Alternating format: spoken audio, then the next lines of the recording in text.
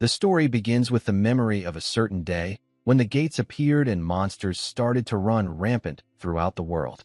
The only way to stop them was for those who had awakened magical abilities to fight back. Now we are shown a battlefield where the members of the Golden Seekers are fighting against the wave of monsters pouring out from the gate. During the battle, a straggler cried out for help, and the members urged each other to assist. Just before the monster could harm the civilians, someone kicked it away. The one who saved them asked if everyone was all right. Misato Kyoichiro then steps onto the stage, fighting against the wave of monsters and taking down dozens of monsters within seconds, single-handedly. People watching him are amazed. One of the members explains that his power is the power of time. He knows what will happen next. She calls his ability inhuman. When all of the monsters are finally defeated, Kyoichiro kills the last one. Feeling satisfied that he has protected the land and its peace, he declares that he will now seal the gate. However, as he begins the sealing, he is suddenly thrown inside the gate, and the seal closes from the outside. Kyoichiro is shocked. He has never seen a future like this. He asks if all of them were part of this plan and why they are doing this. At this moment, they reveal their true colors. They tell him that precisely because he had no idea what was really going on, he ended up betrayed. Kyoichiro is still confused, but they continue to explain. They reveal that he, Kyoichiro, is in fact a monster at level 100 with the time attribute. All they ever wanted was to earn money easily, but because of him, they always had to take on the most dangerous missions again and again. They tell him this will be the last time, as they are parting ways with him forever. Kyoichiro is stunned that his teammates would betray him for such petty reasons. All he ever wanted as the leader of the Golden Seekers was to make the world a safer place and to protect them all. He asks himself why things have led to this. But he cannot think for long, because monsters inside the gate begin to attack him. He counters the first, only to see a sea of monsters rushing toward him. In desperation, he looks into the future, searching for a way to escape, but in every outcome, he dies at the hands of the monsters. Realizing there is no future in which he survives, he throws himself into battle, determined to take down as many as possible. Despite his efforts, he cannot change his fate. With no way to escape his death, he still fights on, promising himself not to die a meaningless death. He vows to reincarnate, grow stronger, reach the absolute peak of power, and one day take revenge on those who betrayed him. Filled with rage and despair, he activates his final spell, a spell that carries his will and every emotion throughout the world.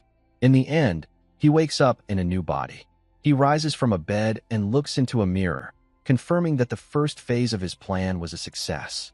Looking around the hospital, he notices things that feel unfamiliar. He worries that he may have come too far into the future, and if that is true, he might not be able to exact revenge on his betrayers. He finds the ID of the boy whose body he now inhabits and learns that he has come 20 years into the future. However, what interests Kyoichiro most is the attribute the boy possessed. It is none other than the void attribute. He laughs, because in his previous life he was feared by his comrades for having what they thought was the strongest ability, but even he had limits. At one point, he reached the peak of his abilities, yet even with his foresight, he could never see the limits of the void attribute. He feels pity for the boy, because although void may be the strongest attribute, no one in his previous life ever possessed it, which meant those who did were thought useless since no one knew how to grow or improve it. This mystery seems to be true for the boy as well, as his skill is stuck at level 1. Kyoichiro knows the boy must have been mocked many times for failing to improve. With this, he makes a promise to the body's former owner. Rest assured, for he will make this name known throughout the world as the strongest adventurer to ever live. Because of his clairvoyance, Kyoichiro already knows how to grow the skills of the void attribute. He resolves to rise to absolute strength in this life, and take revenge on those who betrayed him for such petty reasons. The first thing he has to do in order to get his revenge is level up. The void attribute, as the name suggests, is a magic that controls nihility. The essence of this ability is to freely project one's imagination into reality. Imagination itself is something everyone can do, but the difficult part is bringing it into reality. Since the boy's body is injured, Kyoichiro thinks that if he applies the image in his mind to his body, he can test it. He imagines every cell in the body being restored by magic. With this, the wounds slowly begin to heal.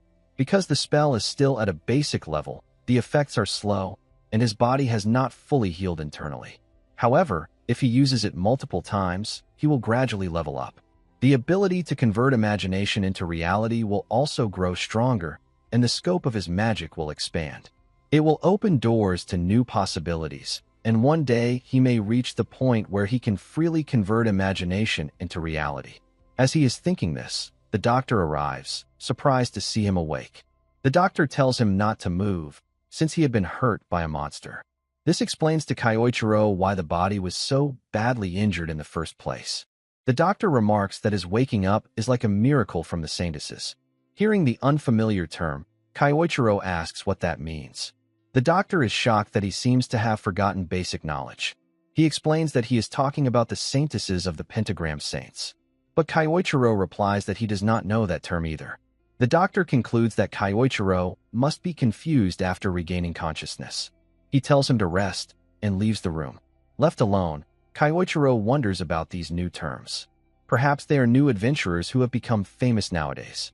He realizes that he must also understand the current situation of the world while leveling up.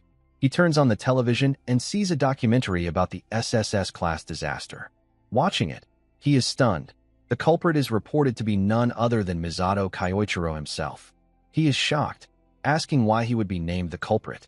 According to the documentary, Misato Kyoichiro had known about the arrival of the disaster but did not tell anyone, supposedly planning to take advantage of the chaos to rule the world.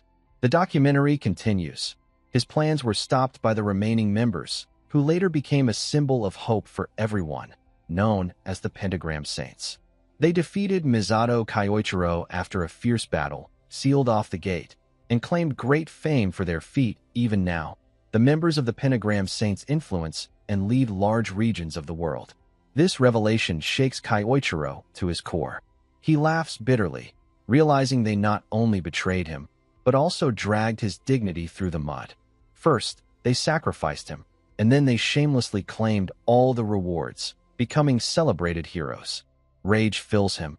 He swears he will never forgive them. He vows again that he will drag them all into the depths of hell. But for now, he must remain cautious and avoid revealing his identity, since he is still weak. Looking at the academy that the boy had attended, Kyoichiro discovers that it is run by one of the very members who betrayed him. Waking up in a perfect body with the void attribute, and with a target already in sight, he considers himself lucky. However, Iwako, the target, is cautious and will not show any weaknesses.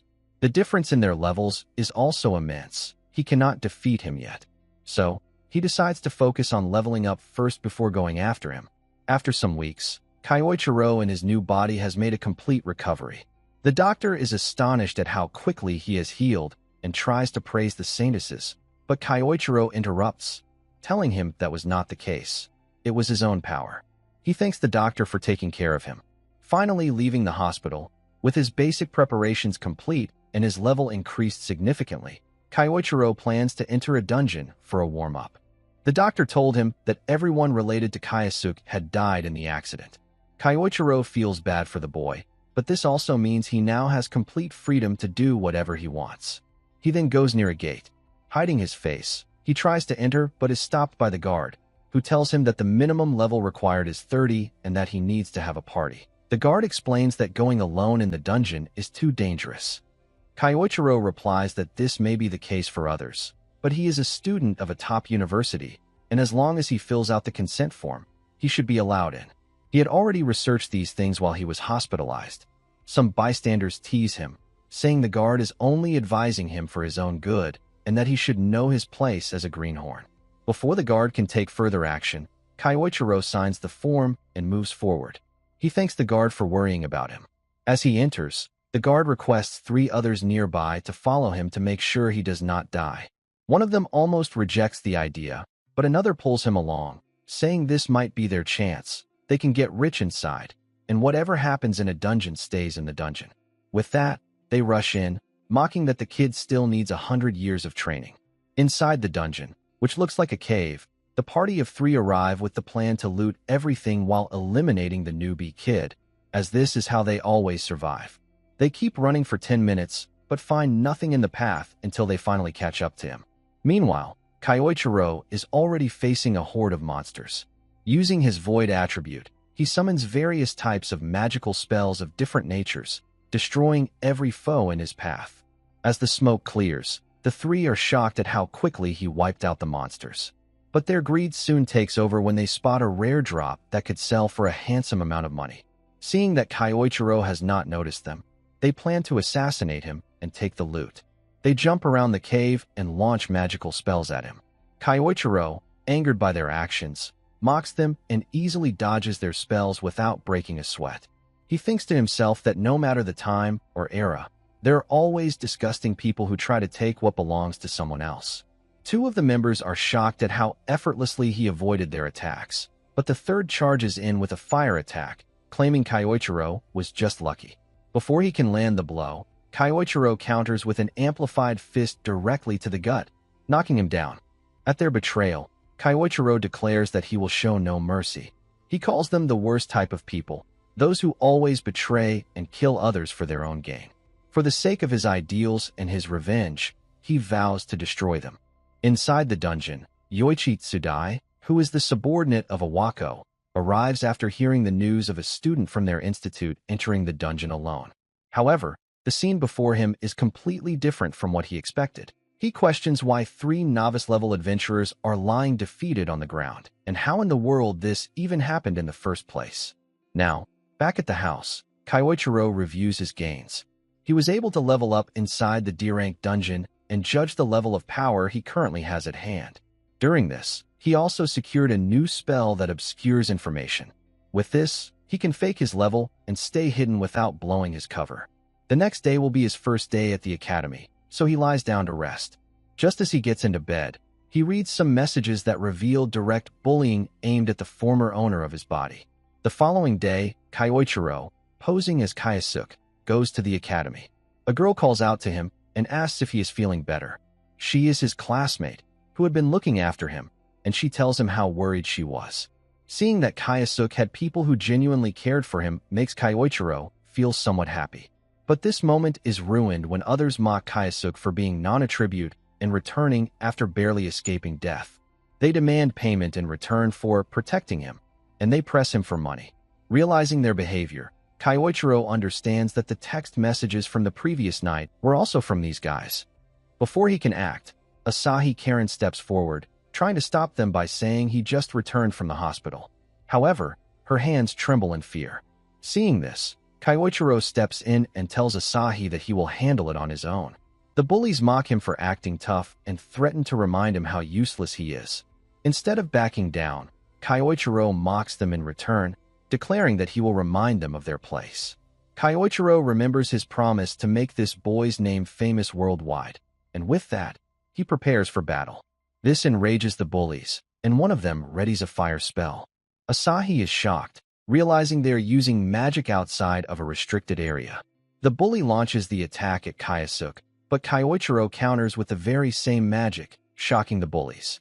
Kyoichiro mocks them, asking if this is all they can do. Humiliated, the bully calls over his lackeys. They both use different elements to try to overpower Kyoichiro, but again, he uses the same attributes to dominate their attacks. Terrified, they begin to wonder how many elements he can use. Kyoichiro then says that it's his turn. He declares that at the very least, he will keep them alive. He lights up an explosion, forcing them to run away. Before they can call for help, Kyoichiro grows furious and asks them if Kayasuke had not also asked for their help once, and what their response to him was. He says there is no need for an answer, because disgusting people like them always act the same way. And because of that, he declares, nothing will stop his fist from landing. With this, Kyoichiro delivers a devastating punch to the bully, knocking him out. Asahi Karen is shocked at what she sees. The lackeys quickly pick up their leader and flee, while Kyoichiro declares that from now on, no one will be able to look down on Kayasuke. Together, they will walk the path toward becoming the strongest. Outside of the school, the lackeys carry their boss away, apologizing along the way. They are angry at how he changed after being discharged from the hospital. At the same time, Kyoichiro thinks that they were not as big of a deal as he had expected. Now, In the school hallways, as he is heading to his class, others seem to take notice of his presence. This makes him think that perhaps he is standing out more than necessary. Just as he is almost at his classroom, someone approaches him and asks if he is Kyosuke. Gaining his attention, the person asks if he has time to talk. But Kyoichiro wonders who this person is. He believes this guy is just an upperclassman looking to cause trouble. He thinks to get him off his back by saying his class is about to start. Hearing this, the person says he forgot to introduce himself. He follows up by saying he is Yoichi Tsudai, leader of the Biting Cats. But the important part that catches Kyoichiro's attention is when Yoichi says the group was formed by Iwako himself. After this, Yoichi asks again if he has time to spare. Hearing about someone related to Iwako, Kyoichiro is tempted and agrees, saying it cannot be helped. In an empty classroom, Yoichi bluntly asks if Kyosuke is responsible for the death of adventurers in the dungeon last night. However, Kyoichiro straightforwardly denies any knowledge of the matter. He wonders how Yoichi could suspect him, since he had cleaned up his traces so well. Yoichi explains that the information he gathered was that a student from their school entered a dungeon alone. When he went to investigate, all he found were the defeated, well-known novice adventurers. He also adds that Kyosuke had shown multiple elements in the morning. From Yoichi's tone, Kyoichiro realizes that he does not actually know anything and is just trying to dig up information. Yoichi presses him to speak, but Kyoichiro plays it safe, saying he was attacked earlier that morning and has no idea what happened. To reinforce this, he takes out his adventurer card and shows that he is only level 1. Confirming that his level is indeed 1 and his attribute is void, Yoichi grows angry, realizing his time was wasted on a nobody. He warns him not to act suspicious in the future, as it would be a pain to clean things up again, and then leaves. As they part ways, Kyoichiro thinks he may be able to use Yoichi to his advantage, as a way to reach Iwako without raising suspicion. Thinking of ways to manipulate him, he begins to form an idea for a specific magic spell. Now we find Yoichi in Iwako's office, reporting on the events of the dungeon. Hearing this, Iwako says it is not like Yoichi to make mistakes and warns him to choose people more carefully. Yoichi apologizes, promises to handle the situation, and tries to calm him down. Iwako then warns him that if word gets out that Yoichi was involved in the deaths of novice adventurers, it will bring criticism upon him as well. He grabs Yoichi's face and threatens that if things go wrong, Yoichi could be expelled in an instant. Yoichi promises to set things right. Inwardly, however, he grows angry, thinking that if he had known things would play out like this, he would have taken more money from those adventurers. Iwako then asks, according to Yoichi, a third-year student entered the dungeon, but there is no student in that class who did so. This would mean the cause of the novices' deaths was probably a monster inside the dungeon during their hunt, rather than a student.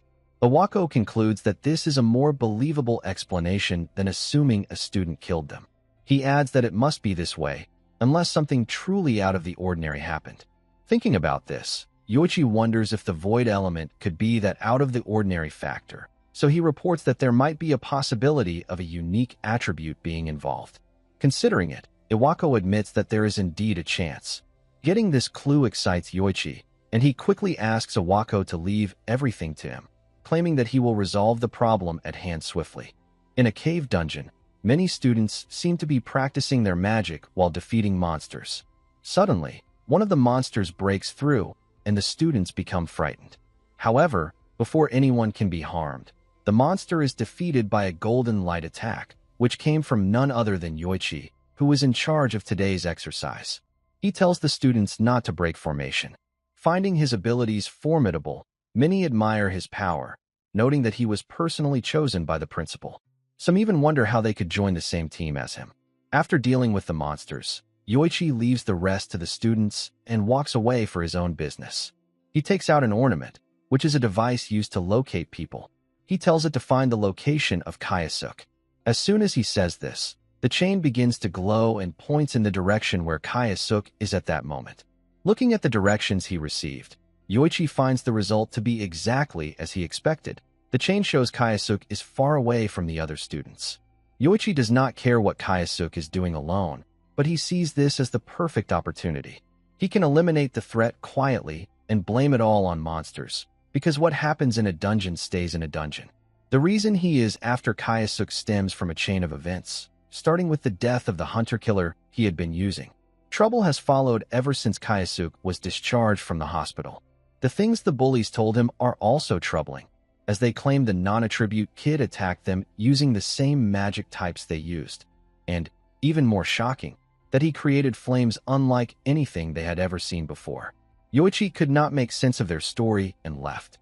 The bullies thought they were free, but Yoichi ordered others to re-educate them properly. He has no use for incompetent people who are overpowered by a so-called weakling. 2 bullies tried to stop it, but in the chaos, the one who had taken a direct hit from Kyoichiro shouted in fear that Kayasuk was no longer human. His words carried immense terror. To deal with Kayasuk, Yoichi had arranged a special class to use the situation to his advantage. But during that time, Kayasuk used illusions and escaped. Yoichi suspects he must have used magical tools, which is the only explanation he can come up with. He also believes Kayasuk may have used similar tricks to get rid of the hunter-killer he had relied on. On his way, Yoichi found many defeated monsters on the ground. Looking at them, he wondered how a supposed weakling could have done this. The monsters had clearly been defeated in a single strike of fire magic. This aligned with what the bullies had told him earlier. Still, this scale of power did not impress him. After all, even Iwako, who had dropped out of the pentagram, could do such things easily.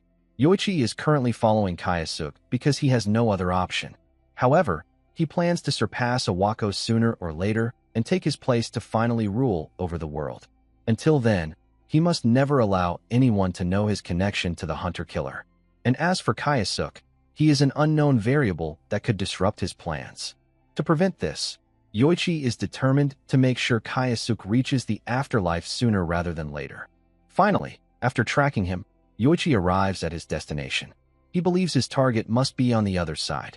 Curious about what Kayasuk is doing there, he peeks around the wall to check the situation.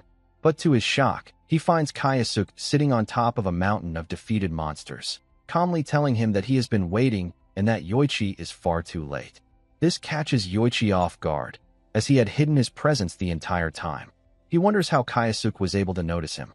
Just as these thoughts cross his mind, Kyoichiro speaks the very same words he is thinking. This gives Yoichi another shock, realizing his mind has been read. Yoichi steps out from the corner and demands to know who he really is. Instead of replying, Kayasuk mocks him, saying he thought anyone chosen by Iwako would be extraordinary, but judging from what he has seen so far, Yoichi is clearly flawed and ordinary. He adds that the only thing Yoichi has in common with Iwako is their cowardly habit of using novice killers for money extortion, a trait both of them share. Yoichi tries to regain control of the conversation, but Kyoichiro interrupts, telling him that he may enjoy tormenting others, but he has never known what it feels like to be the one hunted. Kyoichiro says he should consider himself lucky, because he is about to learn that feeling now. In his mind, Kyoichiro already begins planning to make a puppet he can use in the future. Now in the dungeon, Yoichi declares Kayasuk to be far too dangerous to be left unchecked, and for the sake of his goals, he needs to get rid of him at any cost. Saying this, he attacks him over and over, but still cannot land a single hit. This makes Kyoichiro mock him, asking if this is all the strength he has. He throws a fireball at Yoichi, who deflects it and tries to taunt Kayasuk. But that attack was only a feint, as Kayasuk follows it up with a series of magical strikes ranging from lightning to earth magic. Seeing this convinces Yoichi that Kayasuk possesses multiple elements. Enraged, he demands to know what is going on with his attribute, which is supposed to be void. Before he can even finish his sentence, he is hit again with another barrage of attacks. This infuriates Yoichi as more and more problems keep rising for him and his plans. Hearing this, Kyoichiro becomes intrigued and asks what plan he has. In the middle of battle, Yoichi begins to reveal his ambition, how he is going to surpass Iwako, take his place, and become the next pentagram saint. Kayasuk asks why Yoichi is so fixated on Iwako when there are other saints as well. At this question, Yoichi explains that his target is Iwako simply because Iwako is a dropout of the pentagram saints. He adds that if he can take that position for himself, he will be able to rule over the world. To him, it makes sense to target someone weak. These responses disgust Kayasuk. He says that at first, He thought Yoichi might have had some interesting reason for his ambitions, but hearing his shallow words made him think otherwise. Insulted, Yoichi becomes furious and rushes toward Kayasuke with intent to kill him. While attacking continuously, he shouts that there is nothing wrong with wanting power. He yells that there is nothing wrong in desiring power, money. The kind of power he seeks is the type where he can trample over others and no one can oppose him. He declares that if he becomes a saint and joins the pentagram, he can do whatever he wants and even gain hold of a saintess's weakness. Hearing these twisted ideas, Kyoichiro replies coldly that Yoichi's words are not even worth listening to. He decides to end the fight, launching Yoichi back with a single powerful strike that shatters his sword. Kyoichiro thanks him, because while Yoichi wasted time talking, he was able to gather enough energy to prepare the spell he truly wanted to use. Kayasuke approaches Yoichi slowly, terrifying him. Soon after, Yoichi is struck by Kyoichiro's absolute hypnosis magic. The spell forces Yoichi to fall unconscious. Observing the effect, Kyoichiro notes that the magic requires time to break the target's spirit, but once complete, it is extremely effective. He orders Yoichi to stand up, and in response, Yoichi obeys, rising to his feet. Satisfied, Kyoichiro instructs him to finish the class mission he was assigned to. Yoichi responds like a puppet. To refine the spell, Kyoichiro then orders him to speak in his normal tone. Instantly, Yoichi's manner of speech and movement return to normal, and he rushes back to the group. The results are better than Kyoichiro expected, making him pleased with the outcome. Afterward, Kyoichiro also returns to the group, where Karen was looking for him. She asks if he is alright. He tells her that he was just discussing something with a senior, nothing more. Surprised at such an unusual pairing, she asks what they were talking about. Kyoichiro spins the topic, saying that they were discussing how to achieve one's dreams, and he received good advice that will help his dreams come true. Seeing him so happy, she wishes for his dreams to come true as well. Soon, the class ends and everyone begins leaving the area. Kyoichiro is content. He has made good progress and gained himself a useful pawn, one that even Iwako will never suspect so easily. In Iwako's office, he asks Yoichi if there has been any progress on what he mentioned last time. To his surprise, Yoichi reports that there is progress and that the student possessing a unique attribute was involved in the whole mess. He further reports in detail that the student is none other than Ase Kayasuke, a first-year student who has the void element. He adds that the student is now captured by him, and after interrogation, he learned that Kayasuke was able to defeat the novice hunters because he possessed multi-attribute magic. Hearing the words multi-attribute magic immediately gets Iwako's attention. When he asks for more details, Yoichi smiles inwardly, knowing the fish has taken the bait. Yoichi tells Iwako that the specifics are still unknown, but if given some time, he can handle it and extract more information. He then throws another bait by suggesting that since it has been a while, why doesn't Iwako try his hand on him personally? Thinking about it, Iwako admits it has been some time since he last interrogated anyone, and the thought gives him something to look forward to. He plans to repay Kayasuke for all the trouble he has caused. Iwako is about to join Yoichi, but after receiving a call, he asks Yoichi to go ahead and promises to follow up later. Iwako answers the call, and on the other end, a woman thanks him for selecting them for the bid. However, Iwako, with a straight face, tells her to drop the act. The caller is none other than Lei Ruashi, a former member of the Golden Seekers who betrayed Kyoichiro over 2 decades ago. She teases Iwako, asking why he is acting so distant when they are partners, both being paid by the government. Iwako tells her to cut the call, saying he has urgent matters to deal with. Hearing this, Lei mocks him, asking what kind of urgency he could possibly have when he always fills his pockets while running a school. Iwako considers arguing but drops it, instead telling her that he has an investigation on a student who possesses the void element. Hearing this, she laughs and asks what a loser with such an attribute could even do. Iwako agrees to some extent, but points out that a unique attribute always brings potential variables. Lei then asks if he is referring to something like the time attribute Kyoichiro once possessed. The mention of this name angers Iwako, and he tells Lei not to ever bring him up again, as he hates it. Lei seems to enjoy his frustration. Still, she agrees with him, saying that when Kyoichiro awakened, the balance of power shifted entirely. She then tells him that since he is busy, She will contact him later. Iwako, furious, slams the phone down, cursing the sly nature of Leiruashi. Hearing Kyoichiro's name has ruined his mood, and he decides to take out his anger on the captive student. That evening, Iwako goes to his usual place. Finally, he slams open the door, announcing his arrival angrily. But to his shock, there is no one inside. Suddenly, Yoichi attacks from behind, but Iwako blocks it with ease. With a smirk, Iwako comments that it seems he has been underestimated. He tells Yoichi that he may have gotten overconfident after receiving praise, but he is far from capable of defeating him with such petty tricks. Saying this, Iwako summons golden chains that wrap around Yoichi, restraining him completely.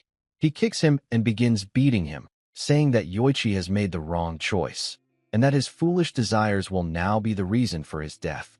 Just as he goes in for the kill, a voice echoes from behind, saying that he hasn't changed, he is still a big idiot. Chills run down Iwako's spine as he looks around and demands to know who is there. Kyosuke steps forward, adding that Iwako has always groveled before the strong and exploited the weak. He is still the same greedy man, even after all these years. Iwako, enraged, asks how a mere student dares to speak to him like this. Kyosuke repeats the very words Iwako had said earlier, about ruining oneself with foolish desires, and throws them back at him, saying they perfectly describe Iwako himself. Fuming, Iwako threatens the student before him, saying he will expel him immediately and demands to know his ID. But Kyoichiro smirks and says that he has finally made it this far in the game, so he intends to take his time and have a proper talk, just between the two of them. In front of the warehouse, Kyoichiro mocks Iwako, which makes him furious. Iwako angrily declares that he will show him the difference in their strength. Using advanced earth magic, he summons a giant hand made of stone, fully confident that a mere student cannot possibly dodge his attack.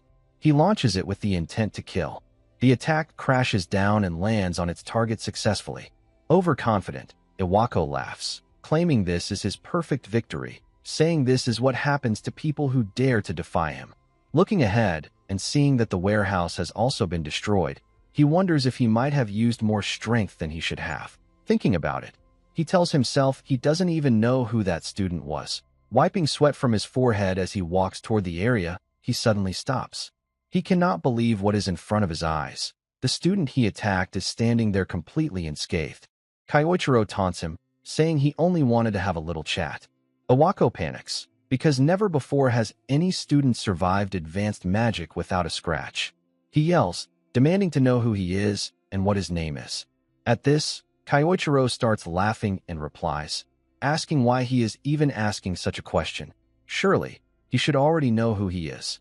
Confused, Iwako yells that he doesn't know and insists that a freak like him should stop messing around and answer him properly. At this, Kyoichiro places his hand on the back of his neck and says how hurt he feels by that response. Then, in his own chilling tone, he follows with, "Did you really forget about me?" This pattern of speech terrifies Iwako to his very core, because he knows exactly who used to talk like that. Just the thought makes sweat drip down his face. The fear overwhelms him so much that he loses his rationality for a moment. Thinking back, he remembers they had thrown him into the gate. Enraged, Iwako convinces himself that this student must be playing mind games with him. He yells that the man he is talking about, the one known as Misato Kyoichiro, is already dead, and everyone knows it. Shouting this, he launches more spells at Kyoichiro. But looking at his pitiful behavior, Kyoichiro only sighs, asking how long Iwako has been living by believing only what is convenient for him, while ignoring what is not. Iwako threatens him not to come closer, warning that if he does, he will unleash his magic. He instantly understands that Iwako, in the end, had been deceived by sweet words from those around him, and that was the very reason he betrayed him 2 decades ago. Not wanting to accept any of this, Iwako launches another attack. But this time, his spell is destroyed by Kyoichiro, using the exact same magic he had once wielded in his last mission as Misato Kyoichiro to defeat the monster of the outbreak. Overcome by fear, Iwako falls to the ground, shaking, and stammers that he was sure they had trapped him inside the dungeon that day. In response, Kyosuke tells him that yes, he was trapped, thrown into the depths of despair and agony. Iwako, trembling, finally admits that he is the real Misato Kyoichiro. To this, Kyoichiro coldly replies that it took him long enough to realize it. Still unable to believe what he heard, Iwako stands again, claiming that if what the kid said is really true, then it would mean Misato died and returned from the dead. He says he is not such a fool as to accept this level of nonsense. Preparing an attack, he declares that a ghost should remain silent. With that, Iwako launches multiple wind attribute attacks followed by earth attribute magic, but to no avail, as all of his attacks are dodged. Growing tense, he tries to find a way to gain the upper hand in this situation. Everyone used to mock him as just a support character, but that never meant he was weak. To turn the tides, he begins preparing another attack to finish things once and for all. He tells Kyoichiro that he has been working for over 2 decades to perfect this one. Iwako wields dual magic at the same time, unleashing a massive cyclone filled with rocks toward Kyoichiro. He claims this is the strongest attack he has ever used. When his attack is not immediately countered, he starts laughing, believing he has finally achieved what no one else could, killing the great Misato Kyoichiro with his own hands. He mumbles that if Kyoichiro thought he was still the same weakling as before, then he was dead wrong, because over the years he has grown stronger. No matter how powerful Kyoichiro's time ability once was, it is now all in the past. Iwako boasts that 20 long years have passed, long enough for everything to change. The coward he once was no longer exists, and he keeps shouting that Kyoichiro should never have underestimated him. Arrogant and filled with pride, he tells himself he has grown stronger over 2 decades, and now he will boast about this achievement. He believes that none of the pentagram saints will ever mock him again. He even convinces himself that he is now the strongest among them all. But his fantasy is interrupted by Kyoichiro's calm voice asking if he is done talking. Startled, Iwako turns and is horrified to see Kyoichiro standing there, completely unharmed. Kyoichiro commends him, saying he is impressed that Iwako can use offensive magic stronger than normal, adding that it should be expected from a so-called hero of the era. Then Kyoichiro declares that he will take his revenge without holding back any longer. Seeing the intensity of the magic radiating from him, Iwako instinctively realizes he is facing a monster he cannot handle.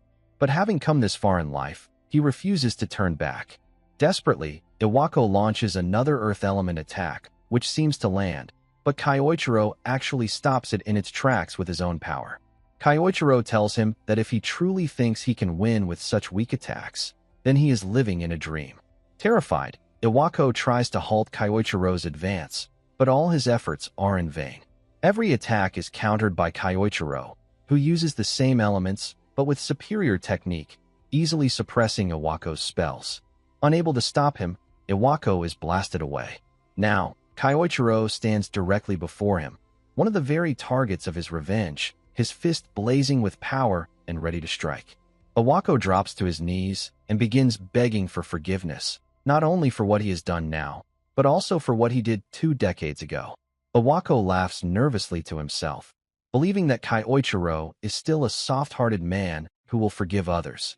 He convinces himself that if he begs like this, he will survive. But unexpectedly, his plea is rejected. With a furious tone, Kyoichiro declares that this is exactly the reason he was trapped in the dungeon 2 decades ago. He adds that he is no fool to let such betrayal happen again. With everything hopeless, Iwako tries to run away, shouting that they were once brothers. But Kyoichiro roars back that he has no right to say that anymore, not after making him into a revenge-seeking demon. With that, Kyoichiro lands a devastating blow straight to Iwako's face, following it with a series of punches that nearly knock him unconscious. Before fading, Iwako's final thought is that he should never have messed with him. Finally, Kyoichiro delivers one last strike, knocking Iwako out. He does not kill him, because he still has uses for him and answers he wants from him. For now, he decides he can wait until Iwako wakes up. After a while, Iwako wakes up. Just the sight of Kyoichiro terrifies him so much that he crawls back, begging not to be killed. To this, Kyoichiro replies that he will not let him off so easily by killing him. Instead, he says he has some questions. He takes out Iwako's phone and asks about the last call he made to Lei. Looking through the history, he questions Iwako about what they were discussing. Iwako obediently answers that Lei is coming to Japan in 3 days and that he believed she wanted to discuss some matters with him. Hearing this, Kyoichiro decides what he must do next. He gives Awako his phone back and tells him to treat her normally. He also warns him not to tell anyone about his true identity. He adds that when Awako was knocked out, he placed a spell on his heart that will activate if he reveals who Kyoichiro is. The spell, he says, will explode and kill Awako instantly. This thought terrifies Awako to his very core. As Kyoichiro walks away, he thinks to himself that he never actually placed such a spell. But knowing Awako's personality, he is sure that this bluff will work perfectly. He could have used absolute hypnosis on him, but chose not to, as he wants Awako to live in despair while still fully aware of himself. 3 days later, Lei is seen on an airplane coming to Japan. One of her guards informs her that they are almost there. Just as the attendant is about to make an announcement, the flight is interrupted. Terrorists attempt to hijack the plane. They pull out guns and order everyone to the floor. As they terrorize the passengers, Lei stands up and charges directly at them. She takes down the hijackers swiftly before anyone can even process the situation. The people recognize her as a member of the Pentagram Saints. At the airport, the airline officials thank her for saving the passengers. Lei modestly replies that she was just lucky to be on the same plane, and thanks to that, the airline's reputation was spared from being tarnished. She also points out that the guns the terrorists used seemed to be made of a special material, which is why they were not detected by the scanners. She explains that many gangs are now using weapons made from dungeon materials. She tells the airline official that she would like to gear up her staff for security, placing her hand on his shoulder and indirectly threatening him to provide the gear she wants. Not wanting complications, the official agrees and promises to see it through. Lei walks away, giving him a thumbs up. As she leaves the airport, she makes a call, instructing someone to release the hijackers. Her guard comments that things went well. Lei smirks and replies that it was entertaining, since hiring the hijackers helped her secure the deal she wanted. Walking out, she is greeted by a crowd of fans. The incident, she realizes, was also useful for her publicity. From there, Lei heads straight to the place where her true business lies, the office of Awako. She enters, takes a seat, and asks him about the investigation he was conducting on the void attribute and how it has progressed. When Lei presses him about his progress, Iwako tells her it was nothing more than a dud, a false alarm. Just as she predicted, he appears to be a worthless failure. Hearing this, Lei expresses disappointment, saying she had hoped for something fun. She remarks that even if a unique attribute exists, it does not necessarily mean it will be special in the end. Throughout the conversation, Iwako stays intensely focused on not spilling the truth, as he is terrified the spell on his chest will activate and kill him. To avoid this, he responds calmly and carefully. Closing the conversation about the void attribute, Lei shifts to the main reason she came to Japan in the first place. It is related to a drug they have been developing for a long time. Now, the time has come to choose the next test subject. She tells Iwako he has made good use of the system so far. She continues discussing how to form a list of students for experimentation. Meanwhile, Kyoichiro, listening through his earpods, grows angry about what he hears. He quietly declares that Lei will be the next target of his revenge. Now at his home, Kyoichiro listens to the news and reviews the recent events caused by Lei Ruashi since her arrival in the country. She is also one of the people who betrayed him over 2 decades ago. Back then, she was already making things from dungeon materials, and from the looks of it, she has earned a fortune selling such items. But in the end, from her conversation with Iwako, it is clear she has come here to cause harm and continue doing evil things. On the surface, she plays the role of a hero, but behind the scenes, she is a sly fox who exploits others. With that kind of nature, Kyoichiro knows he cannot forgive her or let her off the hook so easily. However, he wonders how he should deal with her this time. Considering how tight the security already was when he entered the academy, he knows this won't be easy, and he needs to prepare carefully. While he is thinking, Asahi approaches him, asking what he is reading. Asahi comments that Lei is amazing for how she fought against the hijackers and mentions the Great Snake of Changsha, which is very famous. Hearing this, Kyoichiro asks her more about it.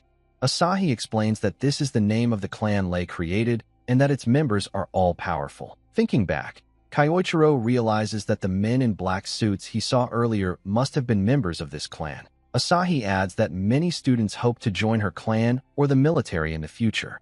She then asks what Kyoichiro's plans are. He is about to answer, but suddenly gets an idea. If he joins the clan, he could get closer to Lei and achieve his goal. He thanks Asahi for her help, since she unknowingly gave him the answer he needed. Excited, he rushes away, leaving Asahi behind, confused about what she just helped him with. At Awako's office, the phone suddenly rings, startling him.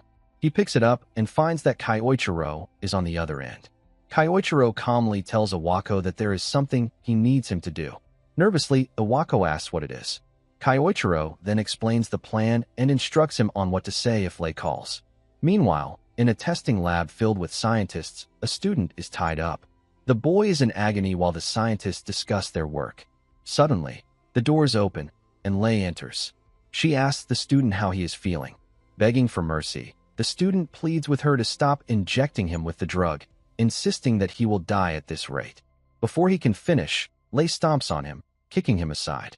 She adds that there is no need to be terrified, because if the experiment succeeds and he proves compatible with the medicine, he will become far stronger than ever before.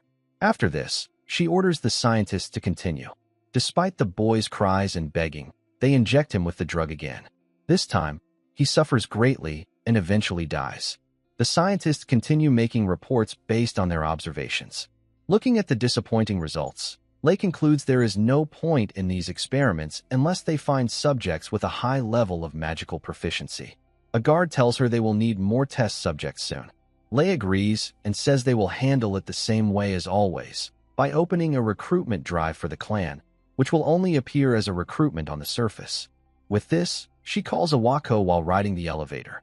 She tells him she needs samples of students with strong magical talent. Remembering his instructions, Iwako responds exactly as Kyoichiro had told him to.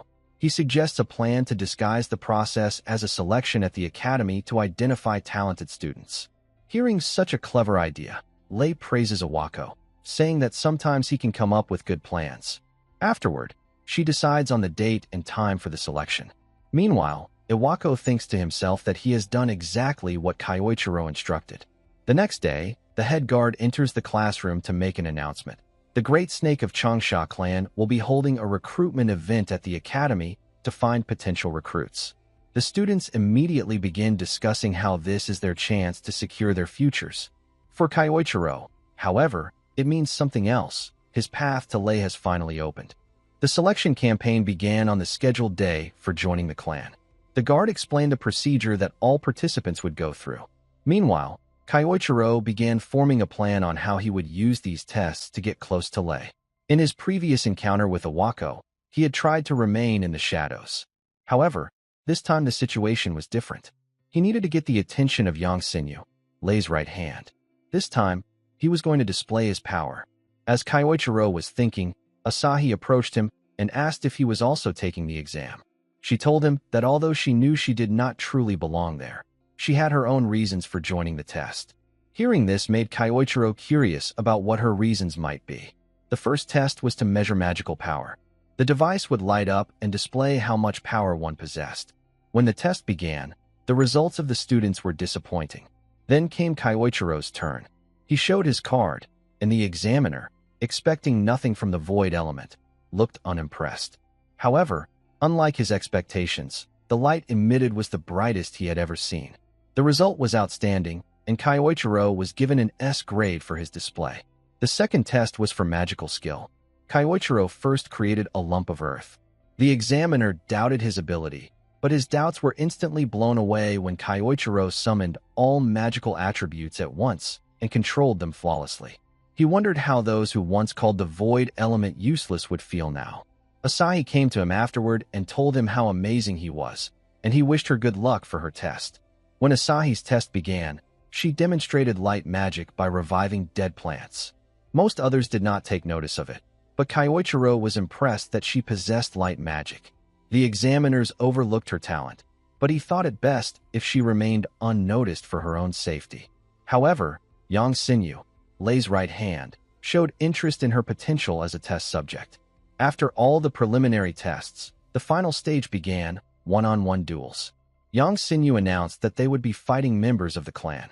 The students became tense, worried about facing elite members, but were reassured that the evaluation would not depend solely on victory or defeat, but on how they fought.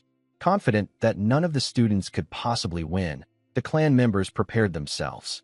Kyoichiro's duel began, and his examiner remarked that while he had shown good performance earlier, it would not help him in real combat. He then planned to eliminate Kyoichiro in a single strike using earth magic. However, Kyoichiro used wind magic to repel the attack effortlessly.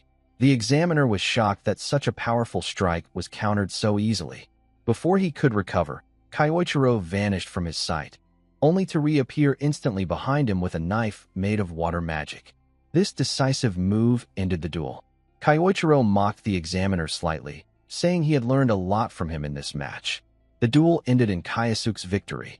Yang Xinyu was astonished by the result, questioning who this student could be, as he had surpassed every expectation. Later that night, he reported to Lei that the exam was over. Hearing this, she asked if there were any useful subjects. Yang Xinyu replied that there was one student who had cleared all the tests overwhelmingly, but that he used the void attribute. At the mention of void, Lei's excitement grew. She recalled Awako's investigation into a student with that attribute. Smiling slyly, she states that this new student is going to be really fun. In the student hall, Lei's right-hand man begins announcing the results of the exams they previously took for clan enrollment. After all the students gather, he proceeds with the list from top to bottom. He announces that the first position goes to Ase Kyosuke. The students start whispering among themselves, as everyone already expected him to take the top position. During the difficult exam, he had displayed an extraordinary level of power, leaving a strong impression. Kyosuke now feels that everything is going according to his plans, as his bold display turned out to be useful in impressing the examiners. He knows this puts him a step closer to Lei. However, his happiness turns to unease when the second position is announced. The second place is granted to none other than Asahi Karen. She is surprised to have achieved a higher rank than she expected. Kyoichiro grows worried about her being placed so high and selected as well. He wonders if her unique attributes played a larger role than he had believed in helping her clear the exam.